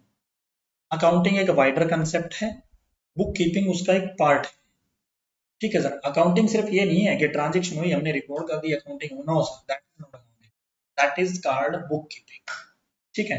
Accounting का काम तो अकाउंटिंग तो शुरू उसी दिन से हो जाती है जिस दिन हमने अकाउंटिंग ट्रांजेक्शन को आइडेंटिफाई कर दिया, और क्लोज कब होती है? कम्युनिकेशन ऑफ रिजल्ट्स पे क्लोज होती है अकाउंटिंग आपकी, ठीक है। तो अकाउंटिंग छोटा काम नहीं है, अकाउंटिंग बहुत वाइड स्कोप रखता है। Book keeping is the part of the accounting. पढ़ते हैं थोड़ा सा थ्योरी को, देखो कंसेप्चुअल अंडरस्टैंडिंग तो मैंने आपको दे दी, ठीक है सर। ये कंप्लीट आपकी क्या है? अकाउंटिंग, ठीक है। अगर हम सिर्फ और सिर्फ स्टेप नंबर 1 और 2 कर दें,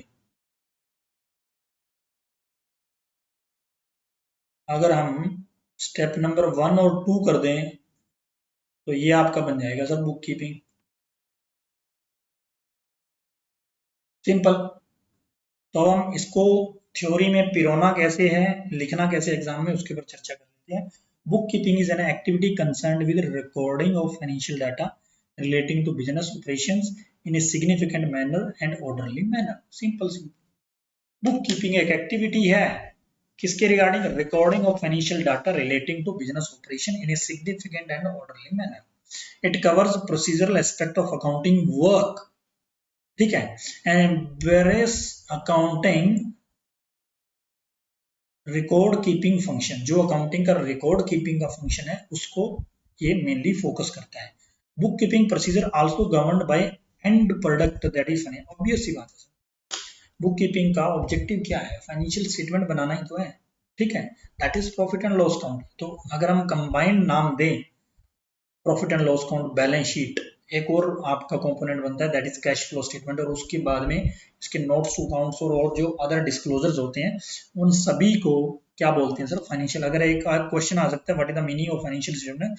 financial statement means profit and loss count, balance sheet, cash flow statement including schedules, notes forming the part of accounting. ये आपको क्रैम कर लेना सर, क्रैम नहीं है, कंसेप्ट अगर आपको आ गया है तो समझ जाओगे आप। तो इसमें क्या लिया इन्होंने? Balance sheet, profit and loss count, cash flow statement, notes to accounts, that's it. ये 4 कंपोनेंट मेनली होते हैं फाइनेंशियल स्टेटमेंट के, ठीक है सर। तो बुक कीपिंग की चर्चा कर रहे थे। बुक कीपिंग का यहाँ पर जो मेजर मीनिंग बताया गया वो क्या है? Book keeping means recording of financial data, जो हमने ट्रांजेक्शन जो इवेंट्स हुए उन सभी की जो रिकॉर्डिंग है that is called book keeping, ठीक है। तो आगे बढ़ते हैं थोड़ा सा, क्या लिखा है बुक कीपिंग के अंदर? Book keeping also require suitable classification of transaction and event. It means step number 1, step number 2, ठीक है। This is also determined with reference to requirement of the financial. A book keeper may be responsible for keeping all records of business और only of a minor segment such as a position of customers account. ये simple बात कर रहे हैं। या तो book keeper क्या होगा, छोटे बिजनेस होंगे तो एक पर्सन सभी ट्रांजेक्शन को रिकॉर्ड कर लेगा। बड़े जहां पर बिजनेसेस होंगे वहां पर क्या है, हर एक पर्टिकुलर कंपोनेंट के लिए भाई अकाउंट रिसीवेबल के लिए एक बंदा रख दिया, अकाउंट पेबल के लिए एक रख दिया, परचेज के लिए एक रख दिया, सेल के लिए एक रख दिया। वो सिर्फ सेल का कर रहा है, जीएसटी वाला जीएसटी की ट्रांजेक्शन कर रहा है, तो वैसे आ जाता है। तो उसी के ऊपर चर्चा बोल रहे हैं। Accounting is based on the careful and efficient book keeping. अगर आपका बुक कीपिंग सिस्टम ही अगर वीक होगा सर, तो जो रिजल्ट्स हैं वो तो आपके ट्रू एंड फेयर नहीं आएंगे, ये तो आप मानते हो। अगर आपकी अकाउंटिंग ही गलत है, अकाउंटिंग ही फ्रॉडफुल है, तो सर आप रिजल्ट अच्छे कैसे पा सकते हो? It means your book keeping system should be robust, should be great. तो बुक कीपिंग जो है वो सिर्फ और सिर्फ क्या करता है, रिकॉर्डिंग एंड क्लासिफाइंग वाले स्टेप को करता है, ठीक है। उसके बाद का जो पार्ट है वो आपका अकाउंटिंग तो पूरा का पूरा ही है, वो फिर आपका फर्दर अकाउंटिंग के अंदर हिट हो जाता है, ठीक है। तो ये नीचे उसी के ऊपर एग्जांपल दी गई है कि सर अगर आपकी proper record is not maintained, it is not possible to get the details of the transaction regarding. अब इसमें क्या है, कई बार क्या है, अगर मान लीजिए चलो जैसे आप रिकॉर्डिंग कर रहे हो, मेरे को चाहिए भाई इस साल में मैंने कितनी सेल करी है, सही सेल, सिर्फ सेल देखनी है, या सिर्फ किसी पार्टी को मैंने पैसे देने हैं वो देखने हैं, तो सर वो तो अगर आप proper book keeping system maintain करोगे तभी तो पता लगेगा, नहीं तो पता ही नहीं लगेगा। तो इसलिए book keeping is the base of accounting. Book keeping आपका है वो बेस है आपका अकाउंटिंग का, ठीक है। तो वही यहाँ पे ज्ञान इन्होंने दिया हुआ है, ये सिंपल अंग्रेजी है सर, आप पढ़ सकते हो। यहाँ पर एक अच्छी चीज लिखी हुई है, कहते हैं maintenance of books of accounts and preparation of the financial statement of a company are guided by the companies act. Companies act mandatory करता है सर, आपको अपनी बुक कीपिंग जो है, books of accounts proper maintain करनी है। Banks, insurance companies by special act governing these institution and so on. Companies के ऊपर कंपनी एक्ट लगता है, बैंक के ऊपर बैंकिंग एक्ट लग जाता है आपका, इंश्योरेंस कंपनी के ऊपर इनका पर्टिकुलर एक्ट उन्होंने फॉर्मेट दे रखा है। तो हाउएवर कहता है सोल प्रोपराइटर जो पार्टनरशिप्स होती हैं, there is a no specific legislation regarding the maintenance. अब जो आपकी पार्टनरशिप है वो छोटी ऑर्गेनाइजेशन होती है, छोटी मोड्स ऑफ बिजनेस होते हैं सर, उनके लिए कोई पर्टिकुलर लॉ नहीं बना हुआ, लेकिन जहाँ पे बैंक्स हैं, कंपनीज हैं, उनके ऊपर प्रॉपर लॉ बना हुआ है कि सर आपको अकाउंटिंग करनी है और इस हिसाब से आपको अकाउंटिंग करनी है, ठीक है। तो अकाउंटिंग के ऊपर भी लॉ है, maintenance of books of accounts आपको बनानी चाहिए, ठीक है। That is the mandatory part. समझ में आई सर आपको बात? तो डिफरेंस भी आपको समझ में आया होगा कि नीचे पूरा का पूरा प्रोसेस अकाउंटिंग है, उसमें से एक पोर्शन अगर मैं रिकॉर्डिंग और क्लासिफिकेशन अगर उठा दूं, ठीक है, तो वो है तो बुक कीपिंग इज क्या आपका रिकॉर्डिंग एंड क्लासिफिकेशन का प्रोसेस है, ठीक है। तो समझ में आ गया होगा आपको। तो यहाँ पर आप बुक कीपिंग को यहाँ से लेके और ये वाला आप कवर कर सकते हो, ठीक है। It covers the procedural part, यहाँ से ये वाला आप इसके अंदर अगर आपको नोट आ जाए इसके ऊपर बना सकते हो, कोई दिक्कत नहीं है, इतना भी आप लिख दोगे तो इनफ है। बाकी तो ज्ञान है सर, आप अपने हिसाब से ज्ञान लिख सकते हो, ठीक है, कोई दिक्कत नहीं है इसमें। फिर आप थोड़ा सा ये वाला पार्ट की चर्चा जरूर करो यहाँ पे, अगर आपको बुक कीपिंग के अंदर लिखना है। Book keeping also requires suitable classification of transaction, this is also determined with reference to requirement of the financial. Book keeper may be responsible for keeping all the records of the business और only a minor segment such as a position of the customer accounts. ये मैंने बता दिया। Accounting is based on the efficient book keeping system. तो ये वाला para भी लो, और ऊपर जो पैरा उसकी पहली 3-4 लाइनें अगर आपको लेनी है तो ये आपको आना चाहिए। कम से कम इतना मटेरियल आप जरूर लिख के आओ एग्जाम में, अगर बुक कीपिंग के ऊपर नोट आता है आपको, ठीक है। फिर आप ये ऐड कर सकते हो। उसके बाद कहता है जी बुक कीपिंग का ऑब्जेक्टिव क्या है। सिंपल सिंपल बात सर, जो अकाउंटिंग का ऑब्जेक्टिव है उसी का कुछ पार्ट बुक कीपिंग का ऑब्जेक्टिव होगा, क्योंकि हमने उसी को तो ब्रेक किया है। अकाउंटिंग की डेफिनेशन को हमने क्या कर दिया, उसमें से 2 स्टेप देके हमने बुक कीपिंग के अंदर कवर कर दिए।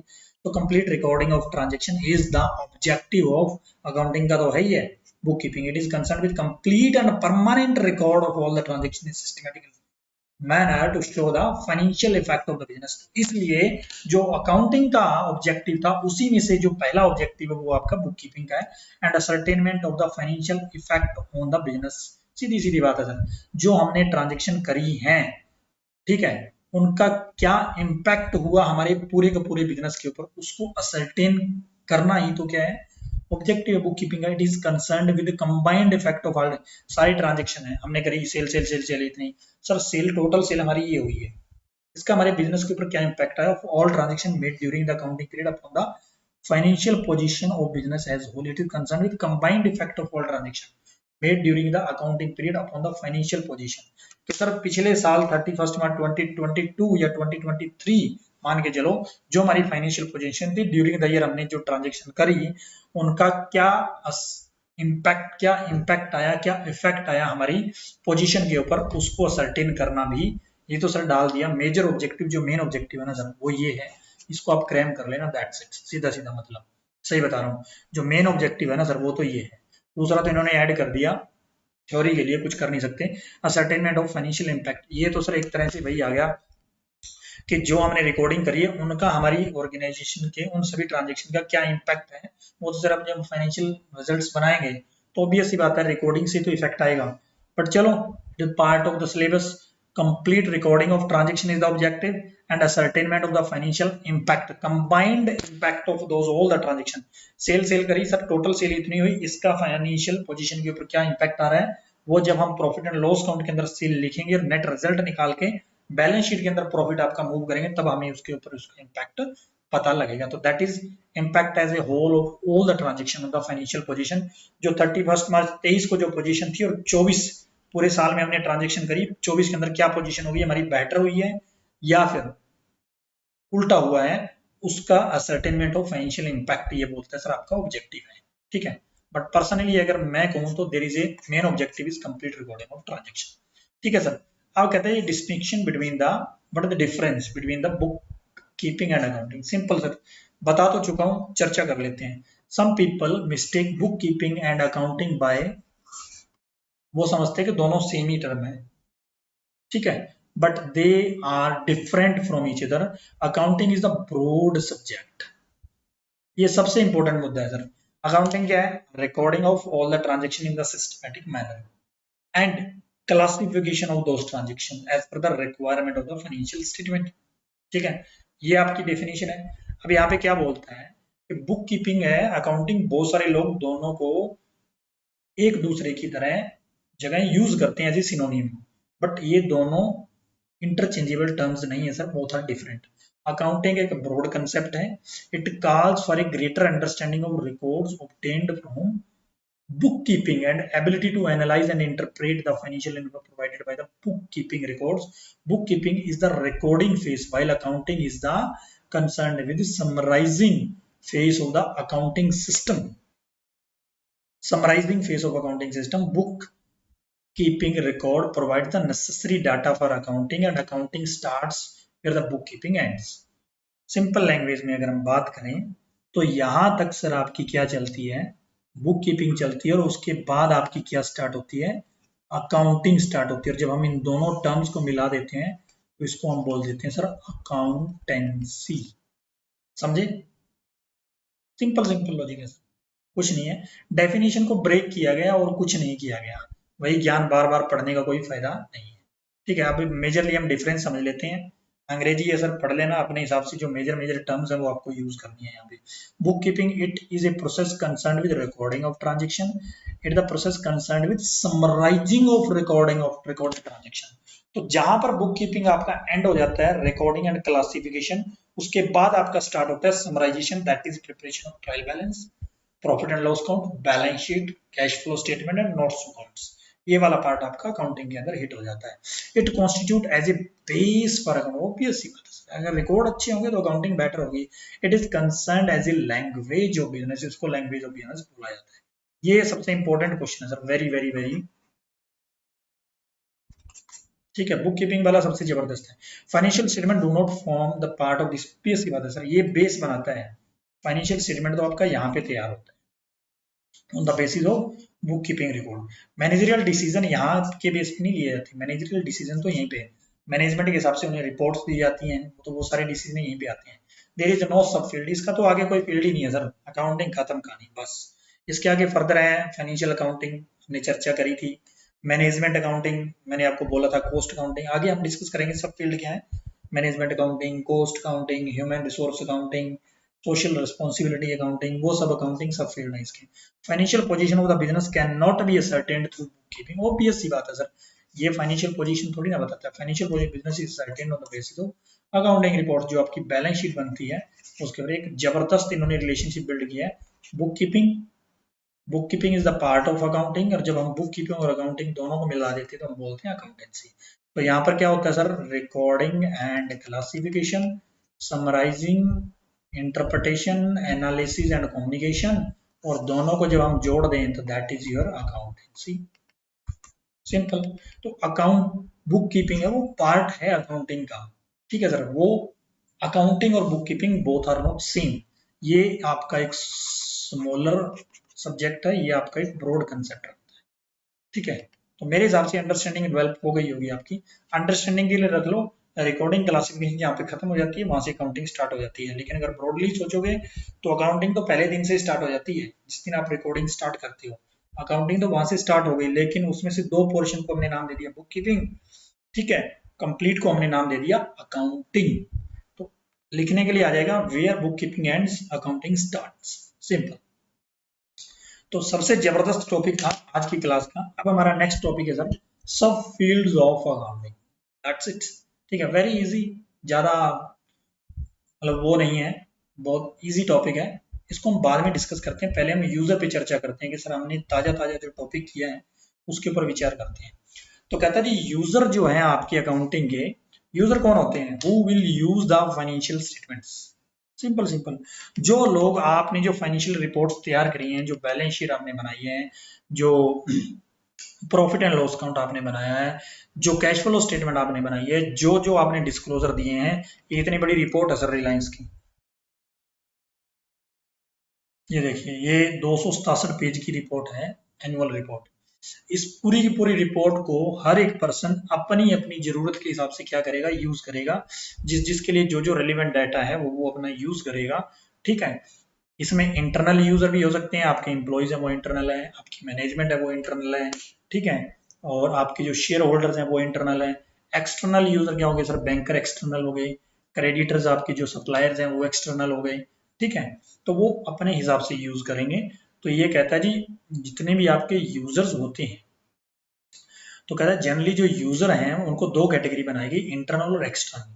Management accounting is concerned with identifying the information requirement as well as method of providing such information, while information requirement outsider are generally served by the financial। देखिए दो चीजें यहाँ पे लिखी है। मैनेजमेंट अकाउंटिंग जो है mainly concerned with identifying the information requirement as well as methods of providing such information to the management. मतलब जो मैनेजमेंट अकाउंटिंग वाला जो पार्ट डेवलप हुआ, वो जो इंटरनल मैनेजमेंट है, जो इंटरनल यूजर है, सबसे बड़ा यूजर है मैनेजमेंट, उसके लिए उन्होंने अपने मेथड्स डेवलप किए, और किस फॉर्म में उनको रिपोर्ट चाहिए और किस पर्पज के लिए चाहिए वो उन्होंने डेवलप किया, उसकी वजह से इजाद हुई आपकी मैनेजमेंट अकाउंटिंग। लेकिन कहता है जो आपके आउटसाइड यूजर हैं जनरली उनको फाइनेंशियल स्टेटमेंट ही सर्व की जाती है, following are the various accounting. कुछ इंफॉर्मेशन ऐसी होंगी इसके अंदर, जो ये आपकी मैंने रिपोर्ट दिखाई, जो मैनेजमेंट जो है यहाँ पे डिस्क्लोज नहीं करती। क्यों नहीं करती सर, वो मैनेजमेंट की इंटरनल रिपोर्ट्स होती हैं। एक पर्टिकुलर प्रोडक्ट है, उसकी क्या कॉस्ट आ रही है, दुनिया को उससे क्या लेना देना है सर, कोई फर्क नहीं, वो मैनेजमेंट को डिसाइड करना उसकी कॉस्ट। मारुति गाड़ी है, उसकी कॉस्ट आ रही है, उसकी कॉस्ट को कैसे कम करें वो मैनेजमेंट का डिसीजन है, ताकि वो अपना प्रॉफिट डिसाइड कर सके। उसको बैंक को उससे क्या लेना देना, कोई फर्क नहीं पड़ता ना सर उससे। वही बात है, क्रेडिटर को उससे क्या लेना देना है, क्रेडिटर को क्रेडिटर के माल के पैसे मिलने चाहिए सर। एक सी है उसकी ऑडिट कर रहा है, उसको उससे क्या लेना देना है, कोई फर्क नहीं पड़ता। वो मैनेजमेंट का डिसीजन है, अकॉर्डिंगली मैनेज अपनी अलग से रिपोर्ट्स तैयार करवाती हैं, जो आपकी मैनेजमेंट अकाउंटिंग के थ्रू आती है। इसलिए management accounting is concern with identifying the information requirements, information requirement as well as method of providing the such information. तो मैनेजमेंट अकाउंटिंग कहती है सर क्या इंफॉर्मेशन आपको चाहिए और कैसे वो इंफॉर्मेशन दे सकते हैं, वो मैनेजमेंट अकाउंटिंग का पार्ट हो जाती है आपकी। बाहर वाले जितने भी यूजर्स होते हैं उनको तो सिर्फ फाइनेंशियल स्टेटमेंट ही दी जाती है, वो लिखा गया। अब हम चर्चा करते हैं सर इनके ऊपर। इन्वेस्टर, मोस्ट इंपॉर्टेंट यूजर अगर कोई है ना सर इस दुनिया में, जिसके लिए फाइनेंशियल स्टेटमेंट बनती हैं, रियली जिसके लिए बनती हैं, वो इन्वेस्टर ही होते हैं। सर कौन होते हैं इन्वेस्टर, सर दोबारा सोचिए, टाटा, रिलायंस, जिन जिन लोगों ने पैसे लगा रखे हैं, मतलब शेयर होल्ड कर रखे हैं टाटा और रिलायंस के, they are the investors. Simple, कुछ सोचने की जरूरत नहीं है, बाकी अंग्रेजी का ज्ञान है, मैंने सिंपली आपको याद रखने के लिए बता दिया। Share holder of the Tata, Reliance, SBI, जितनी भी पब्लिक कंपनीज हैं, उनके जो भी शेयर होल्डर्स हैं, जिन्होंने शेयर होल्ड कर रखे हैं, they all are the investors. अब चर्चा कर लेते हैं। They provide the risk capital to the business. सीधी सीधी सर, रिस्क कैपिटल कौन सी होती है दिखा देता हूँ आपको, साथ के साथ अपने पास है बैलेंस शीट, तो चर्चा कर लेते हैं। This is called risk equity share capital. Risk capital होती है, डूब जाए तो इसको कोई चैलेंज नहीं कर सकता। They need the information to assess whether to buy, hold और सेल देयर इन्वेस्टमेंट। सर हम अपने शेयर जो हैं उनको होल्ड करके रखें या बेच दें तो क्वार्टरली रिजल्ट्स आते हैं ना सर, वो इसीलिए आते हैं, इन्हीं के लिए आते हैं वो। Also they are interested to know the ability of the business to survive, prosper and to pay dividend. Financial position से पता लग जाता है सर यहाँ से, ये ऑर्गेनाइजेशन सर्वाइव कर पाएगी नहीं कर पाएगी। नेगेटिव अगर फाइनेंशियल पोजीशन है तो नहीं कर पाएगी लॉन्ग रन में, ऐसे निकाल लेते हैं शेयर होल्डर। ठीक है, तो ये बात हुई किसके रिगार्डिंग, इतना जो पैरा था ना सर, ये आप लिंक कर पाओगे किससे, सिंपली बताता हूँ, पब्लिक कंपनी से, टाटा, रिलायंस, एलआईसी, एसबीआई, इंडसइंड, जितने भी हमारे। In the non corporate sector जो होते हैं, we are the ownership and management are not essentially separated. Proprietorship, partnership firm जो होती हैं, owner still need the information about the performance and its financial position. वो जानना चाहते हैं अगर बिजनेस को कंटिन्यू करें या बंद करें। एक दुकान कर रखी है किसी ने, सर साल के एंड में वो ये तो जानना चाहेगा ना, दुकान में मुझे प्रॉफिट वाला हो, सर जेब से पैसे लगा रहा हूँ, क्या फायदा ऐसी दुकान का, बंद करके खत्म करो। ठीक है, तो वही चर्चा यहाँ पे हुई है। इन्वेस्टर जो हुए हैं आपके, वो सबसे मेन यूजर हैं मेरी नजर में। इसलिए अगर आपको किसी फाइनेंशियल को रीड करना या बनाना है ना सर, और अकाउंटिंग को अगर बेहतर तरीके से समझना है, तो थिंक लाइक एन इन्वेस्टर। आपसे बेहतर चार्टर्ड अकाउंटेंट कोई नहीं हो सकता अगर आप एज इन्वेस्टर सोच सकते हो। जितने भी फाइनेंशियल स्टेटमेंट बनते हैं वो सिर्फ और सिर्फ इन्वेस्टर के लिए बनते हैं और किसी के लिए नहीं बनते। Employees, growth of the employees directly related to the growth of the organisation. अगर ऑर्गेनाइजेशन प्रॉफिट में है सर, अच्छा प्रॉफिट कमा रही है, एम्प्लॉइज को भी ज्यादा पैसे मिलेंगे, अच्छी सैलरी मिलेगी। They are interested to know the stability, continuity, growth of the enterprise and ability to provide the remuneration, retirement and other benefits and to enhance the. अच्छा पैसा अगर ऑर्गेनाइजेशन कमाएगी तो अपने एम्प्लॉइज को अच्छा एनवायरनमेंट दे पाएगी, अच्छा फर्नीचर दे पाएगी, सिटिंग एनवायरनमेंट दे पाएगी, वर्क एनवायरनमेंट दे पाएगी, अच्छे रिटायरमेंट बेनिफिट्स दे पाएगी, अच्छी सैलरियां दे पाएंगी, अच्छे फैमिली प्लान दे पाएंगी, सब कुछ दे पाएगी सर। तो इसलिए एम्प्लॉय तो इंटरेस्ट होंगे सर। एक मान लो लोकल किसी कंपनी का एम्प्लॉय है, ठीक है, अगर मान लो आप एज ए चार्टर्ड अकाउंटेंट लगा लो, अगर आप as a chartered accountant KPMG Deloitte में काम कर रहे हो, रिलायंस में काम कर रहे हो, टाटा में काम कर रहे हो, विप्रो में काम कर रहे हो, रोबस्ट कंपनी है सर, बेनिफिट मिलेगा आपको। वहीं आप एक लोकल फर्म में काम कर रहे हो, ठीक है, वो कहाँ पर 1 लाख करोड़, 5 लाख करोड़ टर्नओवर करने वाली कंपनियां, और कहाँ पर पूरे साल में 15 लाख रुपए कमाने वाली एक छोटी फर्म। ओबियस सी बात है सर, स्टेबिलिटी तो उन्हीं में ही आएगी।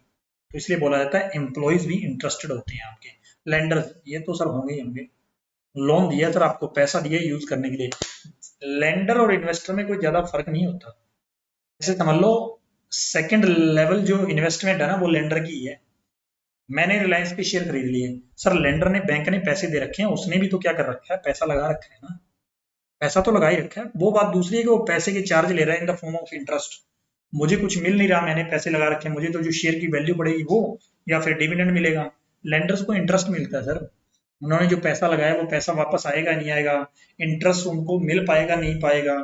ठीक है, तो उसके लिए क्या है, they are interested to know loan principal and interest will be paid back when due, जब ड्यू होगा कि नहीं होगा, हमें सर आगे और लोन इनका बढ़ाना चाहिए कि नहीं बढ़ाना चाहिए, कंटिन्यू रहना चाहिए, जो ऑलरेडी लोन है कहीं वो एनपी ना हो जाए, रिकवर कर ले टाइमली।